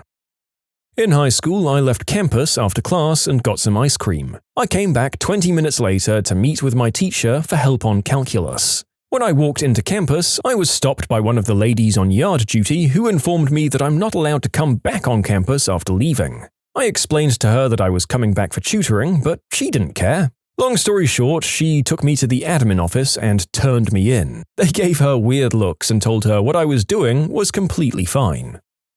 I had to wear an aerial harness to climb a 6-foot ladder.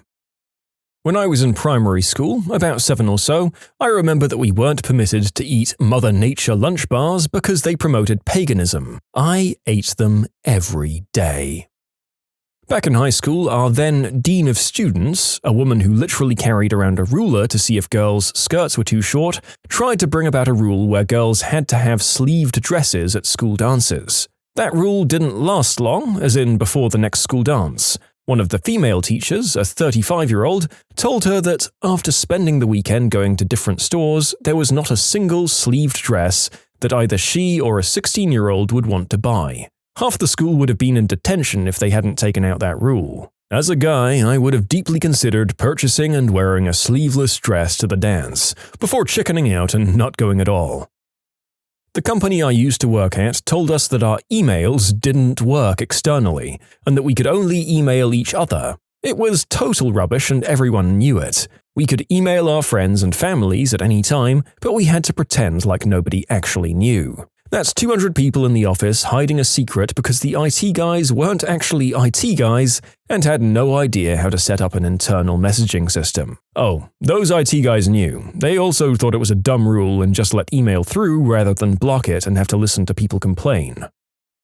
At a private school I went to, it was mandatory for all boys to wear ties on Wednesdays. If you didn't wear one, you were sent home to get one. Well, one day I forgot. Luckily, I was blessed with the ingenuity of MacGyver that day and made a tie out of a long piece of paper towel. It worked for a couple of hours until some absolute jerks in my class pointed it out. Apparently, paper is not an acceptable material for ties. I was sent home. I once worked at a Chinese restaurant where if you forgot to put the rice on the table's order, white or brown rice, which were free, the owner expected you to buy the entire table's meal out of your paycheck. It happened to me once in the 6 months I was there, and they told me to pay the $50 tab for the table. I told them that if they enforced that rule, I'd walk out in the middle of service. They didn't enforce the rule. In my elementary school, a few times a week, they'd take the brightest students and put them in a class 1 or 2 grade levels higher to help teach maturity. I was finished with my work. Grade 4, I was put into a grade 6 class, and I didn't have anything to do, so I started doing the other class work. After I finished, I went to the teacher and asked if I'd done it correctly and proceeded to be chastised for the next 30 minutes. Apparently, there's some taboo on challenging yourself. When I was in high school, there was a rule that students were not allowed to grow facial hair of any form. If a student tried to grow facial hair or just plain didn't have time to shave before getting to class, which started at 7 a.m., he was sent to the disciplinary office, scolded by the vice principal, and forced to shave with a single-bladed disposable razor and no shaving cream. Multiple of my friends faced this punishment. I asked several teachers why this rule was in effect, and most of them simply stated that they didn't know. I got one answer out of the dozen teachers I asked, and that was, It's so that the students don't look like they're older and get mistaken for faculty. This would allow them to roam the halls and not get sent back to class. To which I could only respond with, why don't you just learn what your co-workers look like? The football coach was not happy with me after that. Now, to be fair to the coach, I've also had jobs where I've hated everyone I've worked with, and didn't want to do anything more with any of them than was absolutely necessary. But in defense of the author, who's mistaking a teen for faculty? I was homeschooled through high school, and when I was applying to schools, I had this conversation with the local college's admission folks. They said, okay, and we'll need a copy of your high school transcript. I don't have one, I was homeschooled. Okay, well, we'll still need a transcript. Right, but I don't actually have one. Well, we need a transcript to let you in, so you'll have to send us one. You do realize that no such thing actually exists, so I'm going to have to make something up. That's fine. Not mine, but at my friend's work. Not allowed to download Firefox because it's not secure. The main browser was Internet Explorer 6.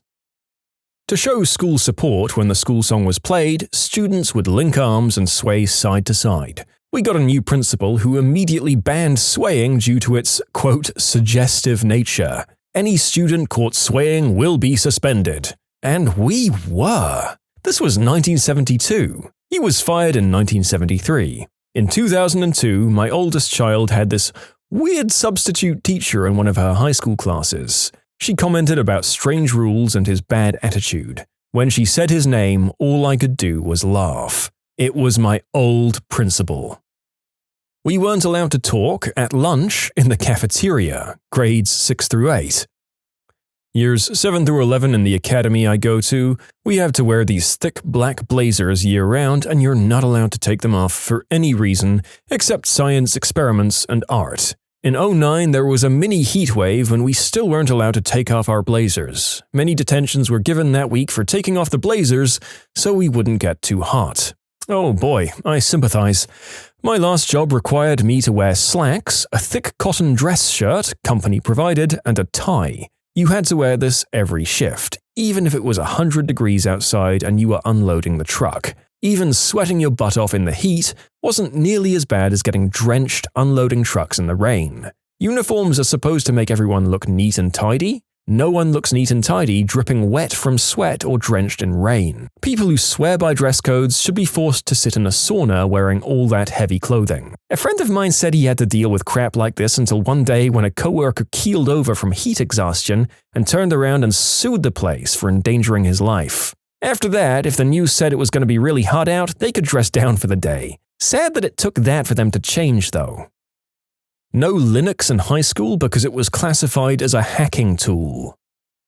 I went to a Catholic school from 1st grade to 8th grade, so you can just imagine how many absolutely ridiculous rules we had to follow. But I think the worst was when we got a male principal and he made a rule that we were no longer allowed to wear shorts under our skirts. At the time, I was only upset about it because it made no sense to me, since no one could even see the shorts. But once I got older, I realized just how sick it was. You know, I think I'd have told my kids to wear the shorts, and to call me and tell me every time someone reported one of them for wearing the shorts. I was on vacation with my girlfriend at the time, and her dad had a no peeing standing up rule. Literally, I wasn't allowed to pee standing up in his house. He said this to me at the beginning of the vacation, and I thought he meant to make sure that the toilet seat was down after I used it, since he only had daughters and wanted to protect them or something. So one time when I was peeing standing up as any man would, my girlfriend's mum says from outside the door that she can hear someone peeing while standing up. Still taking this as a joke, I admitted that it was me. I then got a 30-minute lecture on how I should obey his rules and not do that. Still one of my biggest what the frick moments in a relationship. I was never given the true reason for this rule. He said something about protecting his daughters, maybe not wanting to hear a man peeing or something. I wasn't really paying attention during his lecture, so most of it went over my head. I listened to him lecture me because he was a military man, my girlfriend's parents, and already hated everything I did, and I didn't want to cause any more problems.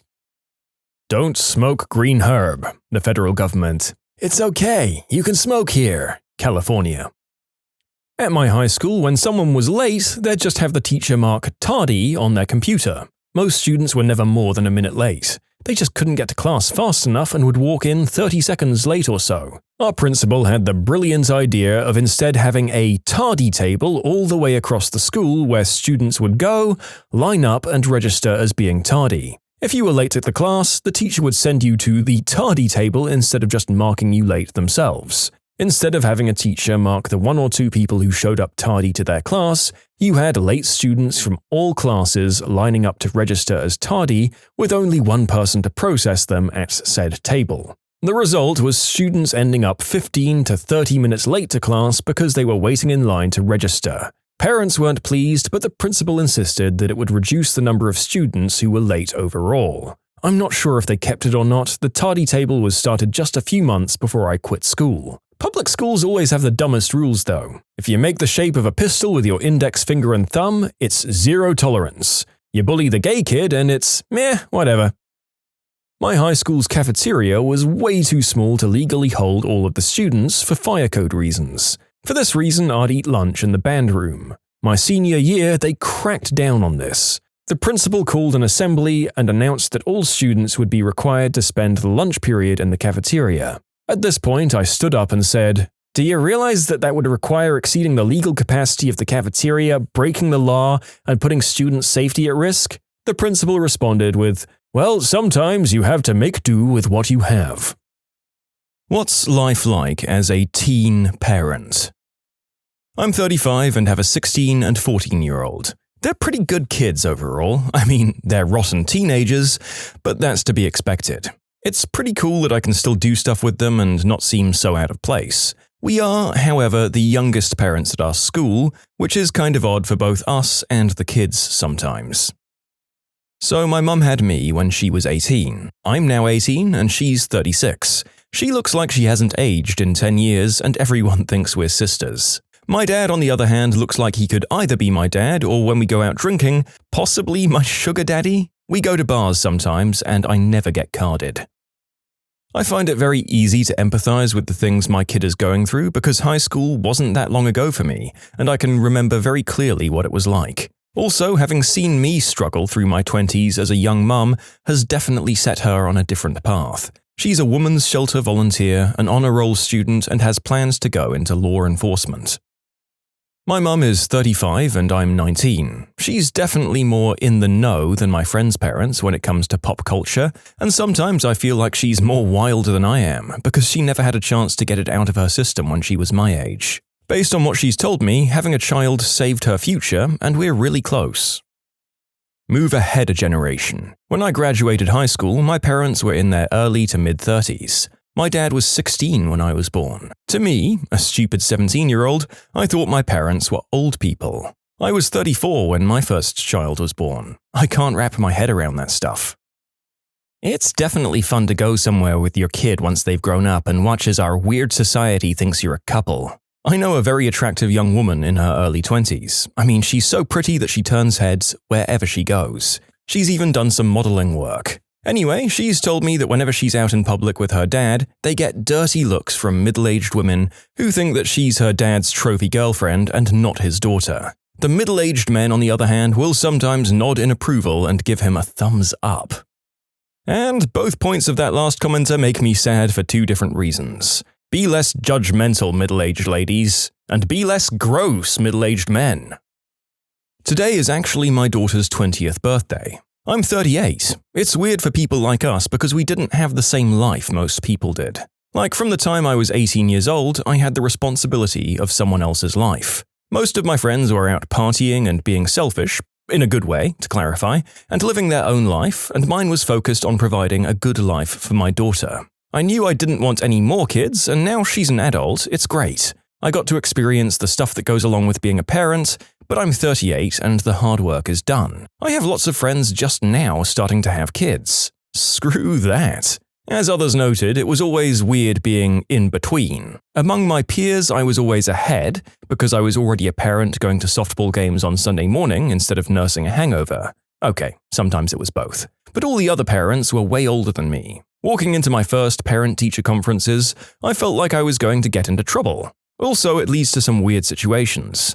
I used to go geocaching with her on the weekends, and I can remember some old lady grilling me because I was a 24-year-old guy walking out into the woods with a 6-year-old girl. And of course nobody thinks, oh, you're her dad. I also had to bust up a house party that she threw in her mum's foreclosed house when she was about 17. I walked in and looked around for her, and nobody had the sense to realize that I was a parent. It wasn't until I started screaming, "Everyone, get the frick out of here before the cops get in," that they realized that I wasn't there to chill. Though I have to admit, I was pretty proud.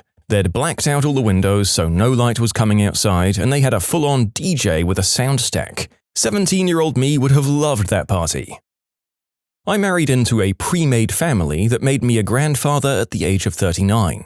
My wife's oldest child had a child as a teenager herself. By my mid-40s, I had 4 grandchildren. Personally, I didn't like being a parent, I didn't feel like I was good at it, and didn't find any satisfaction or enjoyment there. So the teen years were difficult. My 2 oldest had significant behavioral issues, and my oldest has spent years in prison a couple of times for different substance trafficking, and many more years in juvie for other crimes. Theft and malicious mischief kind of things. However, I love being a grandparent. It's been a complete paradigm shift for me. I don't really know why, but I enjoy spending time with my grandkids, and I offer to babysit fairly often. And I feel like I'm young enough now to really enjoy the kids without being the old man. I make enough money now to spoil them, have plenty of vacation time to go to the zoo or Disneyland or pretty much whatever I want. My relationship with my 2 younger kids has significantly improved, but the oldest is still in prison and completely unwilling to take responsibility for his actions and the danger that he presents to his children, so that relationship is still strained. I'm 37 with a 16 and 14-year-old and a 9-year-old too. It's awesome being my age with teenagers. I have tons of energy compared to some of my older counterparts. When I coach my kids' youth volleyball, basketball, or soccer teams, I can still get on the field and play with them. I absolutely love schooling teenagers. Teachers are usually friendlier to us because they see us as similarly aged. I feel for my friends that are now dealing with their ticking biological clock and fretting about marriage and babies. The biggest negative has been trying to find and develop worthwhile friendships. Most parents tend to create friendships of convenience that center around the age of their kids. Thus, we often feel left out because we're still pretty young and active, and we don't fit the mold of the typical parents of a 16-year-old. While we didn't initially plan to be parents as teenagers, I don't regret it at all. Also, I look forward to 7 years from now when my kids will be out of high school and we'll be 44-year-old empty nesters. A few years ago, when my great-grandmother was still alive, we were able to get a photo with 5 generations of women and baby women in it. Each had a kid before 18. It's pretty sweet, actually. My son is 14 and he's almost 3 inches taller than me now, and I'm the cool mum to all of his friends. He's a really good kid and involved in anything and everything he puts his mind to. I often feel like it's the payback for enduring the amount of crap society threw my way when I got pregnant with him in high school. Teachers wanting me to drop out, principal not wanting me to walk with my class, because apparently it would look bad for the morale. Screw your morale. I graduated high school and college with honors. My son knows my history and knows what he needs to keep it from repeating. He is, though, above all, my son. He knows that too. Yeah, man, frick the school system. When I was pregnant, I was trying to move my class schedule around and the guidance counselor said, well, it's not like you're going to graduate anyways. I graduated with the 2nd highest marks in my class. I am the teen baby. I can honestly say that my mum is the best woman I have ever or will ever meet. I'm 18 now and had a wonderful childhood. She worked her butt off for me and gave me everything I ever wanted. I know this didn't really answer the question, I just had to give a shout out to my mum. Honestly, so far the accounts have all been weighted a lot more towards the positive than the narrator was expecting. It's actually kind of inspiring that so many young parents seem to be able to come through for their kids in the face of societal expectations and support healthy, functional families. I'm sure that there are other cases too, just like older people with kids. We might hear from some more of the negative cases soon. Not yet 30, but my husband is. I'm 27. We had our first child when I was 16 and he was 18. He's 11 and has that pre-teen thing going on. We've been married 11 years and have a 10, 7, and 2-year-old as well. It's definitely weird sometimes because most of our friends are running around with 1 or maybe 2 toddlers, and our oldest daughter is already wearing a training bra. Some cool things, though, are that we're still young and still cool to her in some ways. We like video games and modern music. However, if I even remotely dance or hint at dancing, I get the, "Oh my god, Mum, you're so old, that's so embarrassing." thing. She occasionally tells us how old and decrepit we are, her words, not mine, but she also tells us how old her friends' parents are in ways like, so-and-so's parents are so old, like 45, and old like Nana. I'm 59, my daughter is 42, and has a 21-year-old daughter who has a little boy who's 2, making me a great-grandmother for frick's sake. Unbelievable. This early motherhood string is unique in my family going back to the mid-18th century, so we're not living in a van down by the river or anything. I'm a professional person, as are both of my children. Having a child at 17 isn't optimal, but it worked out for me. I delayed going back to school till my children were in high school. That was my choice, and it won't be right for everyone. The very best thing about having children young is youth itself. Not only was I young enough to play and run and crawl around the floor, my son was born when I was 21, and wake up the next day to do it again all over, I was 37 when I became a grandmother. I was young enough then to have more fun with my grandchildren than many people are, and I took full advantage of the opportunity. This new one, the 2-year-old, pushes my endurance envelope in ways the previous 2 generations didn't. Would I change any of it if I could go back to when I was 16 and not pregnant? Not if it meant missing having these specific people in my life. It's tough though. It's not all Sesame Street and applesauce, but the good parts are breathtaking. I've lived to love 7 descendants, and each one is unique and irreplaceable. Sometimes I forget how full and crazy and happy and loud and joyous my life has been so far until I explain it to someone else, so thanks for listening.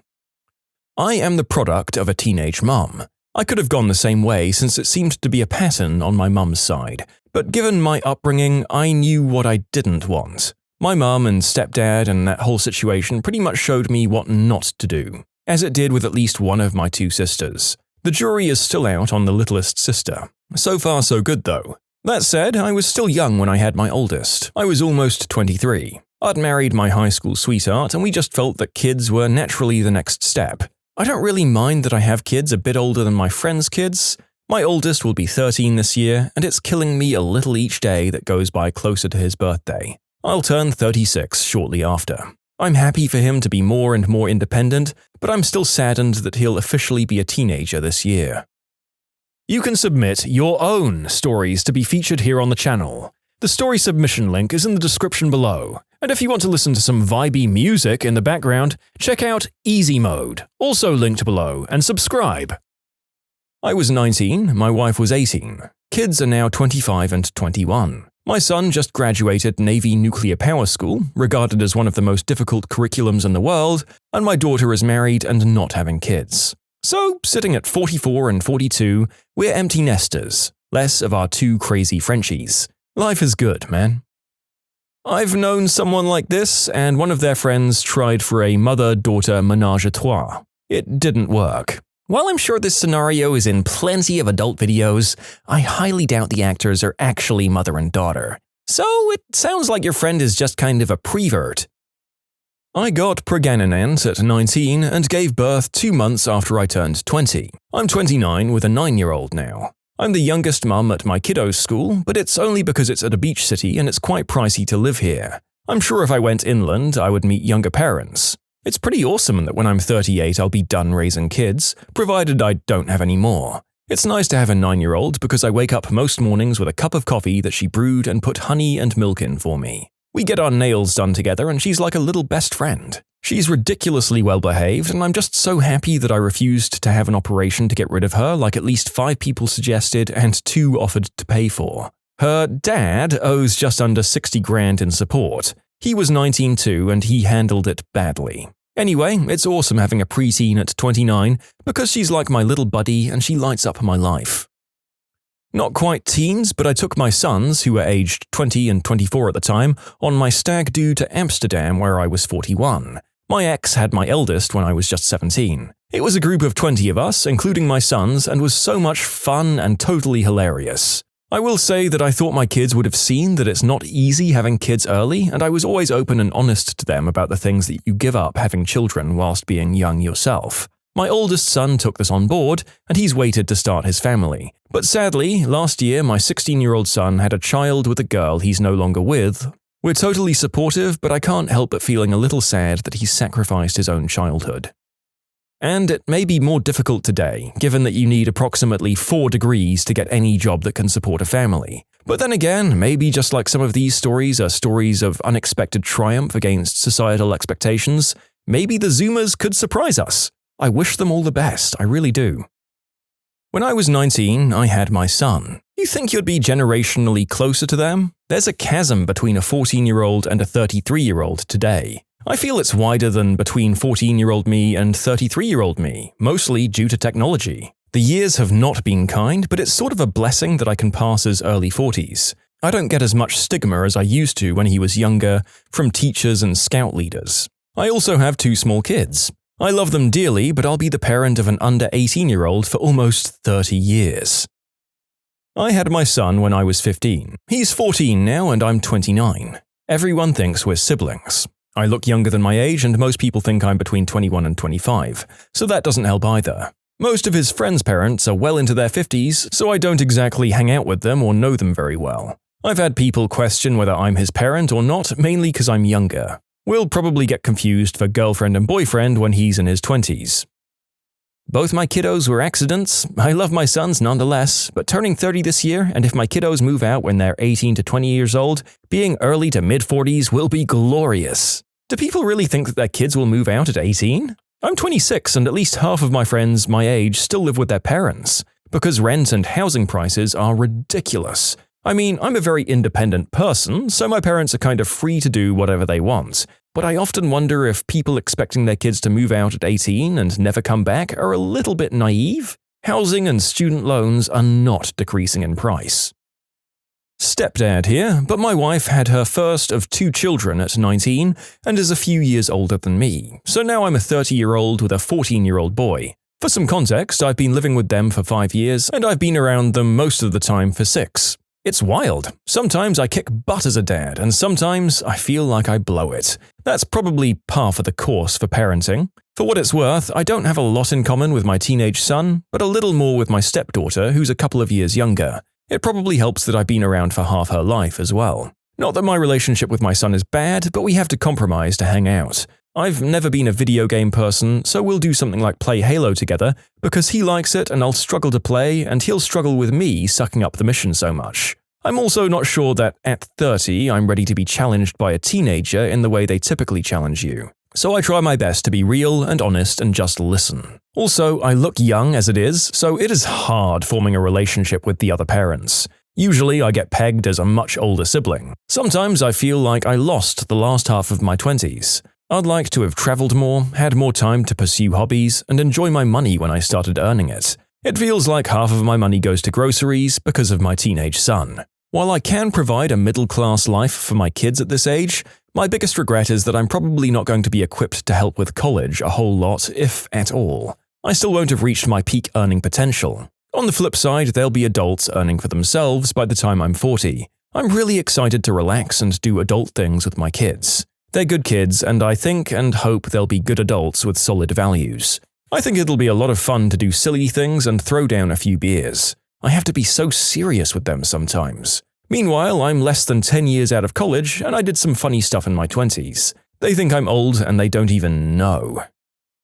Finally, a topic that I'm qualified to comment on. I had my daughter when I was 17, and she was always proud that people mistook me for an older sister. She wasn't a rotten teen, and I'm not sure why. I certainly made enough mistakes parenting her. She's 28 now, and we're very close.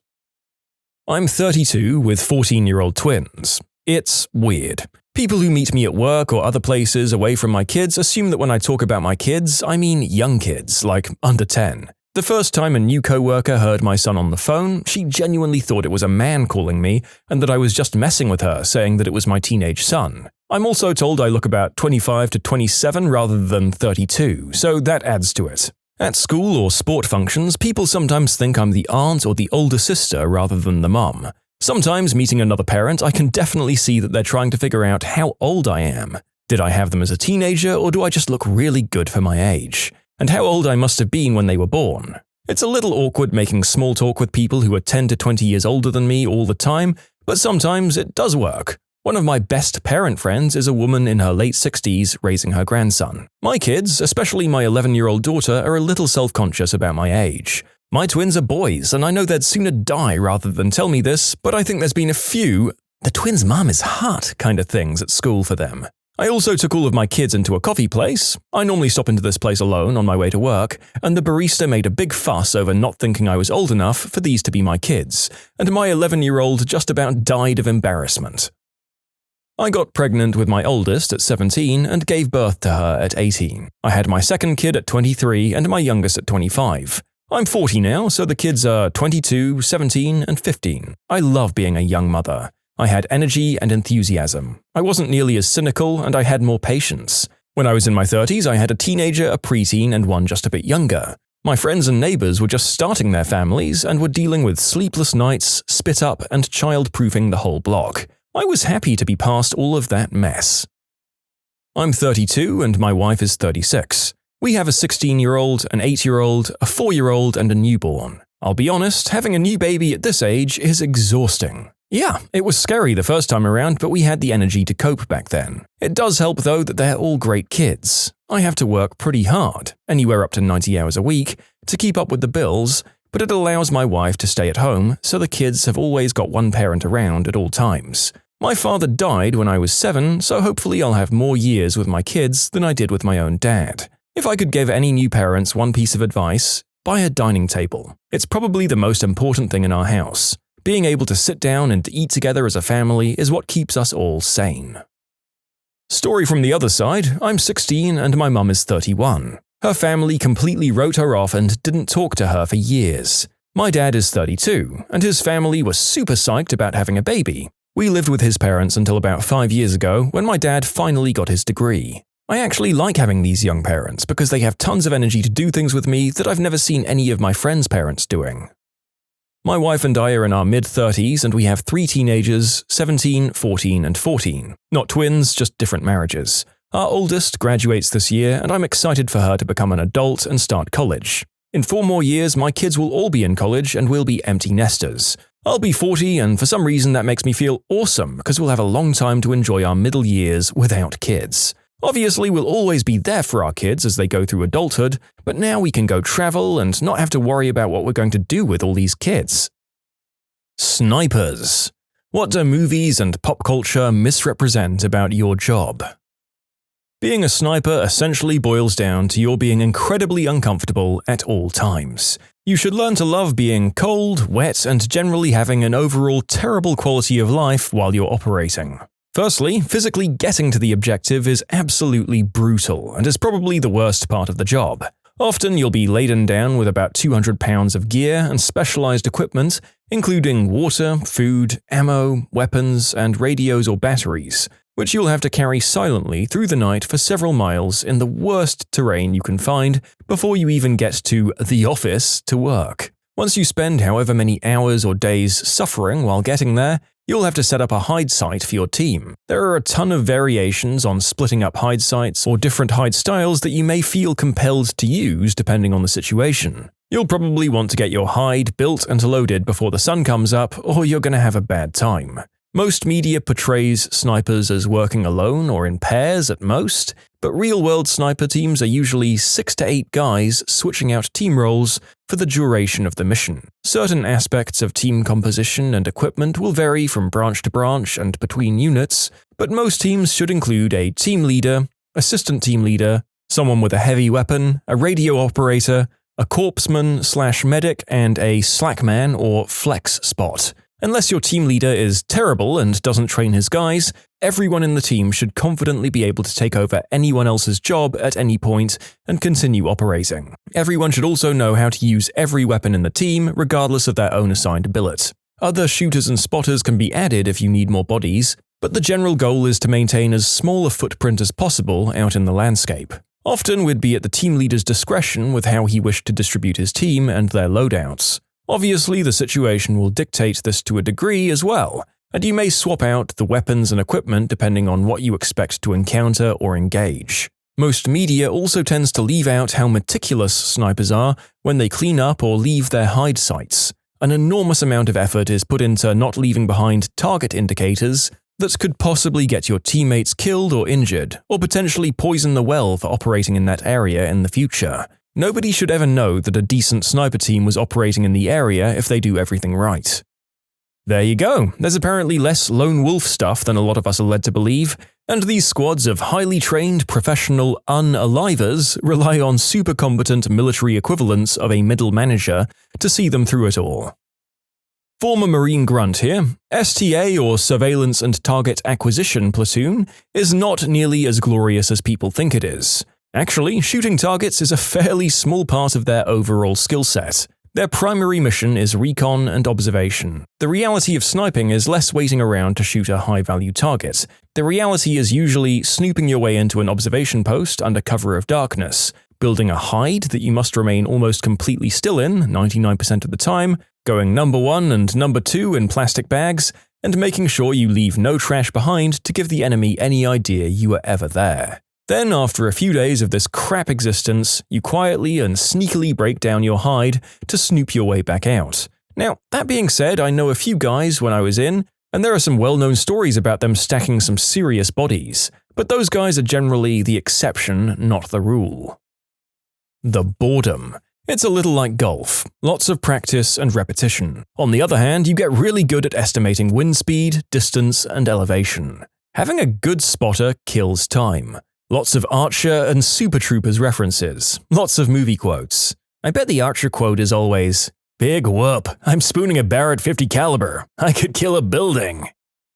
According to Eric Haney, the sniper in Delta Force, one of two things can psychologically happen to a sniper. 1. You become emotionally attached to your target after watching them for hours and can't pull the trigger when the time comes. 2. The power of watching a person dissolve in a cloud of red mist makes you feel powerful, and you want to go on a spree.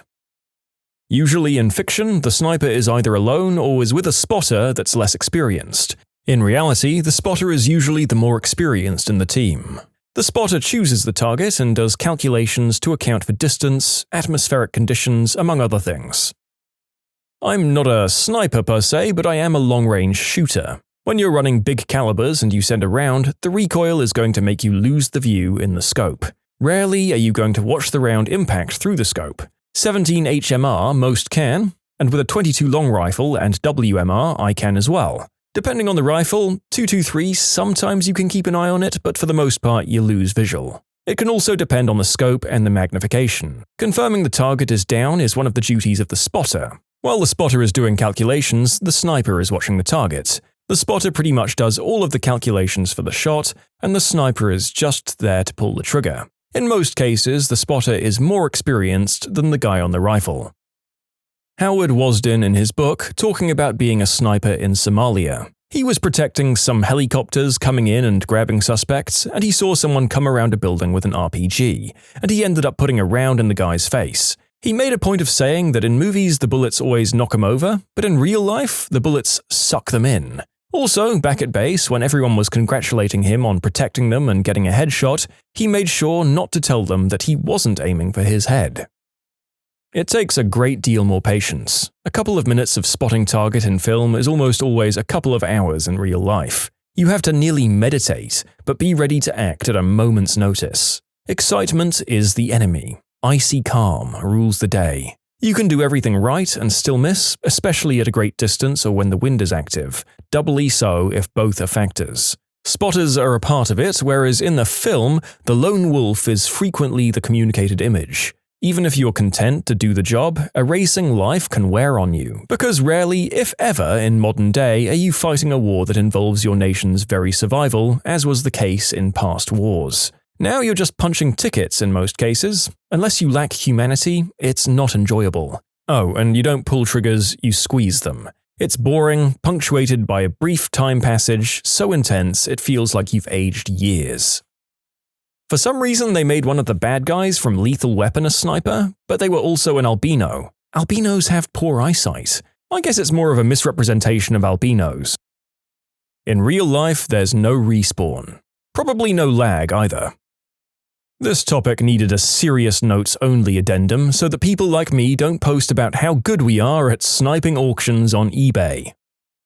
I don't think they ever show the actors wearing diapers because they can't get up to take a leak when sneaking along in a ghillie suit. I was on a roof in Iraq. There was a crap ton of people walking in the street below me, and I couldn't really move. I had to whiz like a motherfricker and just happened to find this little tube beside me, so I whizzed in it in an attempt to keep the wee off me. It started pouring back towards me and I had to push dirt to create a little makeshift dam to stop it. Another time I was trying to go in a bottle and I got stuck in the bottle with a suction effect. That one hurt.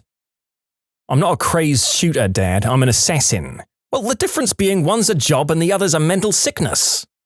The narrator would like to thank the sniper from Team Fortress 2 for taking time out of his busy schedule of being the worst class in the game and lending his expertise. First round hits are actually pretty rare. Your follow-up shot is critical. With modern optics, you rarely put crosshairs directly on the target. You use holds. My buddy, when we were in Iraq, finally got the sniper that was harassing our guard towers. He had an M14, spotted him, fired the shot and missed. The motherfricker stood up directly so that my buddy didn't have to adjust his sight pictures, as the sniper stood up in the exact spot that he had just missed. Bang. Snipers almost never see any action. They mostly just hurry around. Even in active war zones, the movies make it look like non-stop action, but they mostly just sit and wait and smoke and eat chow and wait more. Typical military, really. Hurry up and wait. My grandma's brother was special forces back home and he said his favorite was sniper training. He mentioned that being sniper takes a certain kind of individual, and I know he's seen combat, but he's never told me much. My buddy was spec ops in the army, said he passed on sniper school because it seems too personal. His explanation was that in a firefight you're spraying and praying at someone who's spraying and praying back at you.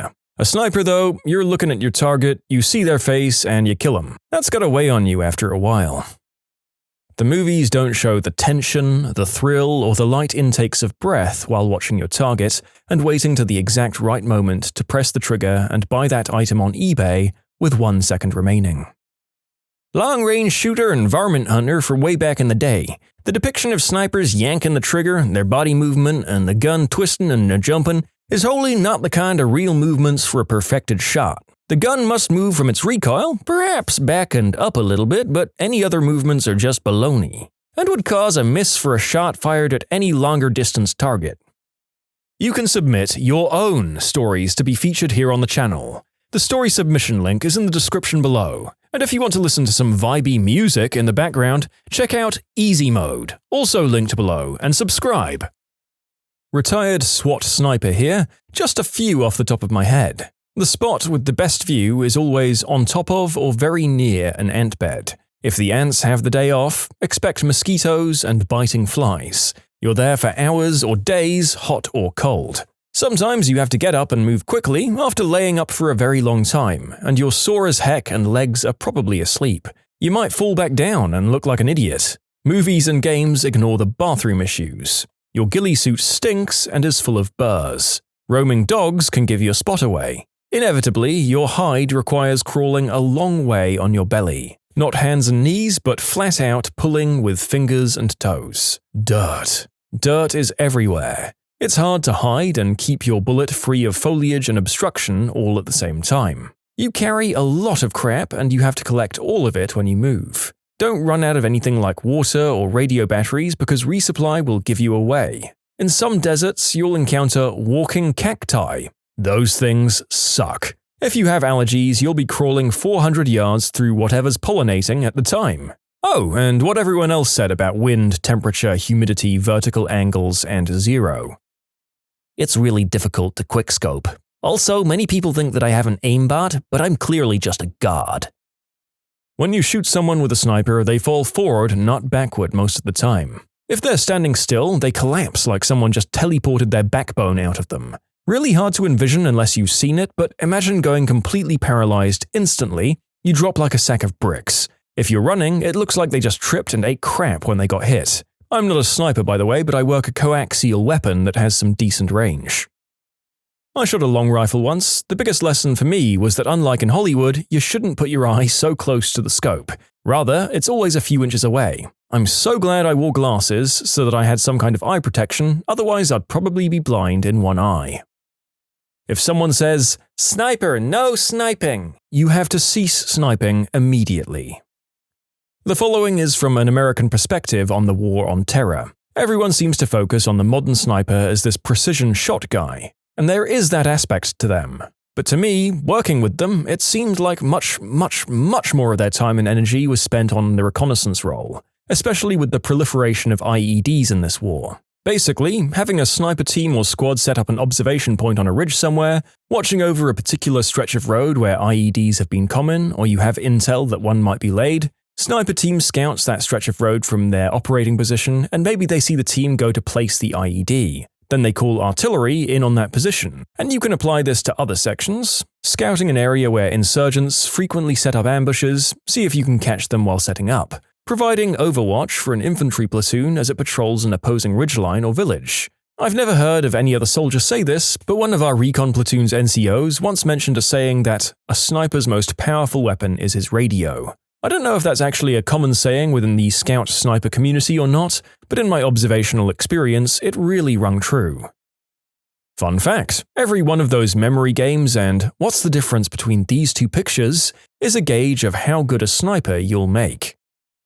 The best way to snipe is not to spend countless hours sitting still and silently waiting for the perfect shot. The best way to snipe is to jump off buildings doing a 360 motion while quickscoping offensively. You don't say. You know, the further through these answers we get, I suspect we're getting more and more silly ones. Apart from this one, 360 no-scopes are clearly based on real life. There's a lot of math. Can see why nobody puts that stuff into movies, though.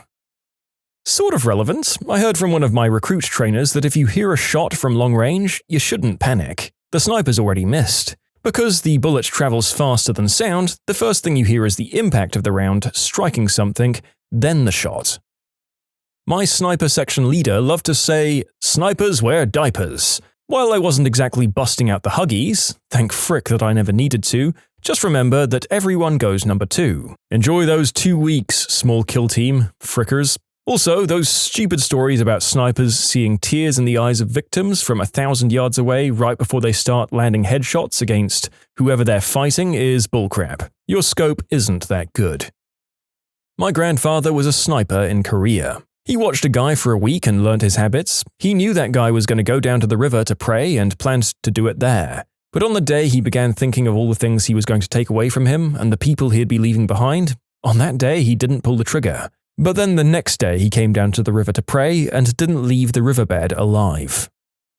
According to a family friend who's been a SEAL sniper since 2003, when you hit someone with a large caliber like a 50 or 338, you look for the spray of mist that comes up. Everyone is right about the math in the earlier comments. Ammunition is being selected and sometimes even hand-loaded. You take the spin of the earth into account, and then there's the waiting and waiting and waiting. It takes way more effort to cop all the hypebeast brands. You need to snipe the drops or they'll sell out in seconds. Not to mention the crazy bots people use. The world is against you.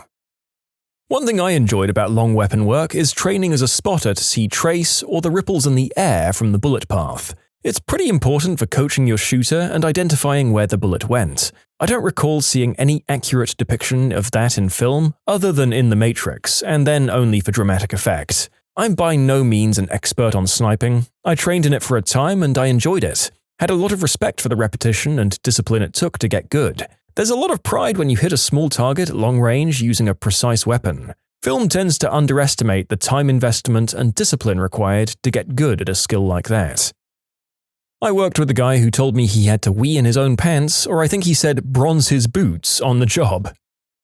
So I'm not a sniper, but I am familiar with a lot of the military stuff. Here's my short list of things that are bullcrap. First, headshots. Snipers don't aim for the head unless they have to. Instead, they aim for the heart and lungs or center mass because it's a larger strike zone and it's still just as lethal, even if your shot is off by an inch or two. Also, laser sights. Absolutely no sniper in their right mind is going to use something that's going to give their position away or alert their target. This one's a no-brainer. Lone wolves don't exist. Real snipers almost always have a spotter or some other friendlies in the area. This actually applies to all military units. They never send just one man to do anything. Also, vantage points. Contrary to popular belief, the highest point on the map is not necessarily the best vantage point. While it offers the best visibility, it also means that they can see you too, and it's the first place they'll look when that shot is fired. Exposed muzzles. You'll never see a sniper's barrel sticking out of a window or over a ledge. They'll stand far enough back that their barrel isn't exposed. Again, this has to do with concealment versus advantage. And finally, the crack shot. There's no special trick or training when it comes to shooting, it's all fundamental basics and it takes a lot of practice, math, and some natural talent mixed in. Most guys in the community are not what you might expect. Extreme patience and intelligence are key aspects to the job, so the guys who are good at it are usually quiet thinking types with extreme levels of will and determination. Not to be confused as beta by any means, but not brute force types either. A lot of my old buddies are just physically fit nerds, really. I can't count the number of hours spent talking about World of Warcraft while waiting to infiltrate or during training hides. One thing film does get correct is how close the teammates are. It's definitely a family. The decision to ask my now-wife to marry me was made in a hide site with my spotter. Training is fun, but dope collection is pretty darn boring. Hours and hours through days and weeks and months, during all kinds of weather and lighting, just firing rounds at different distances to see the way the ammo and weapon performs, for future reference, and meticulously recording the information. The math involved is not as difficult as it's made out to be and is often just repetitious. You don't have to be a perfect shooter, just perfectly consistent when inputting data, acquiring and holding sight picture, squeezing triggers and following through. Consistency equals accuracy, but a consistent shooter with textbook form is even more deadly. My source comes from 13 years and counting. My stepdad is a former sniper who spent several years deployed. I asked him for his answer, and he said the biggest thing they don't show correctly is the physical stress. In movies, the guy just shows up, sets up, takes the shot and leaves. He said they don't show how they have to sit there completely still for hours on end. An example he gave was one time having to wait 7.5 hours in one position and then getting told to stand down. My stepdad did never miss a shot in the field. He did get seen once though and have to bail out with his spotter very quickly. I loosely worked with one a few times. The guy was squared away. That's all I know, man. That's all I know. The guy was like cut clean and dry squared away. He loved his job, was professional and an infantryman, not a professional sniper. It was a duty, an assignment. Missions usually revolved in 3-day, 72-hour assignments. That's all I know, man. Squared away. I don't know about movies, but video games get quite a few things wrong. For example, whenever my team would hit a mark, it wasn't always necessarily the shooter's job to run out and teabag the corpse. A lot of times, the spotter would be the one to do it, since the shooter was oftentimes busy getting repositioned for the next mark. The amount of math and drawing that goes into it. I had a clipboard with a storage and had equations taped to the inside, colored pencils and paper for fire plan sketches, a top-down map of what you see, and terrain sketches, which is a literal drawing of what you see, Ziploc bags for waterproofing, tape, and 2 calculators. When you subscribe, make sure to hit the bell to turn on notifications. Put the playlist on in the background to finish listening to all the stories, or if you want some vibey music to put on in the background, check out easymode. If you like Am I the Genius, give Am I the Jerk a shot. Everything linked in the description.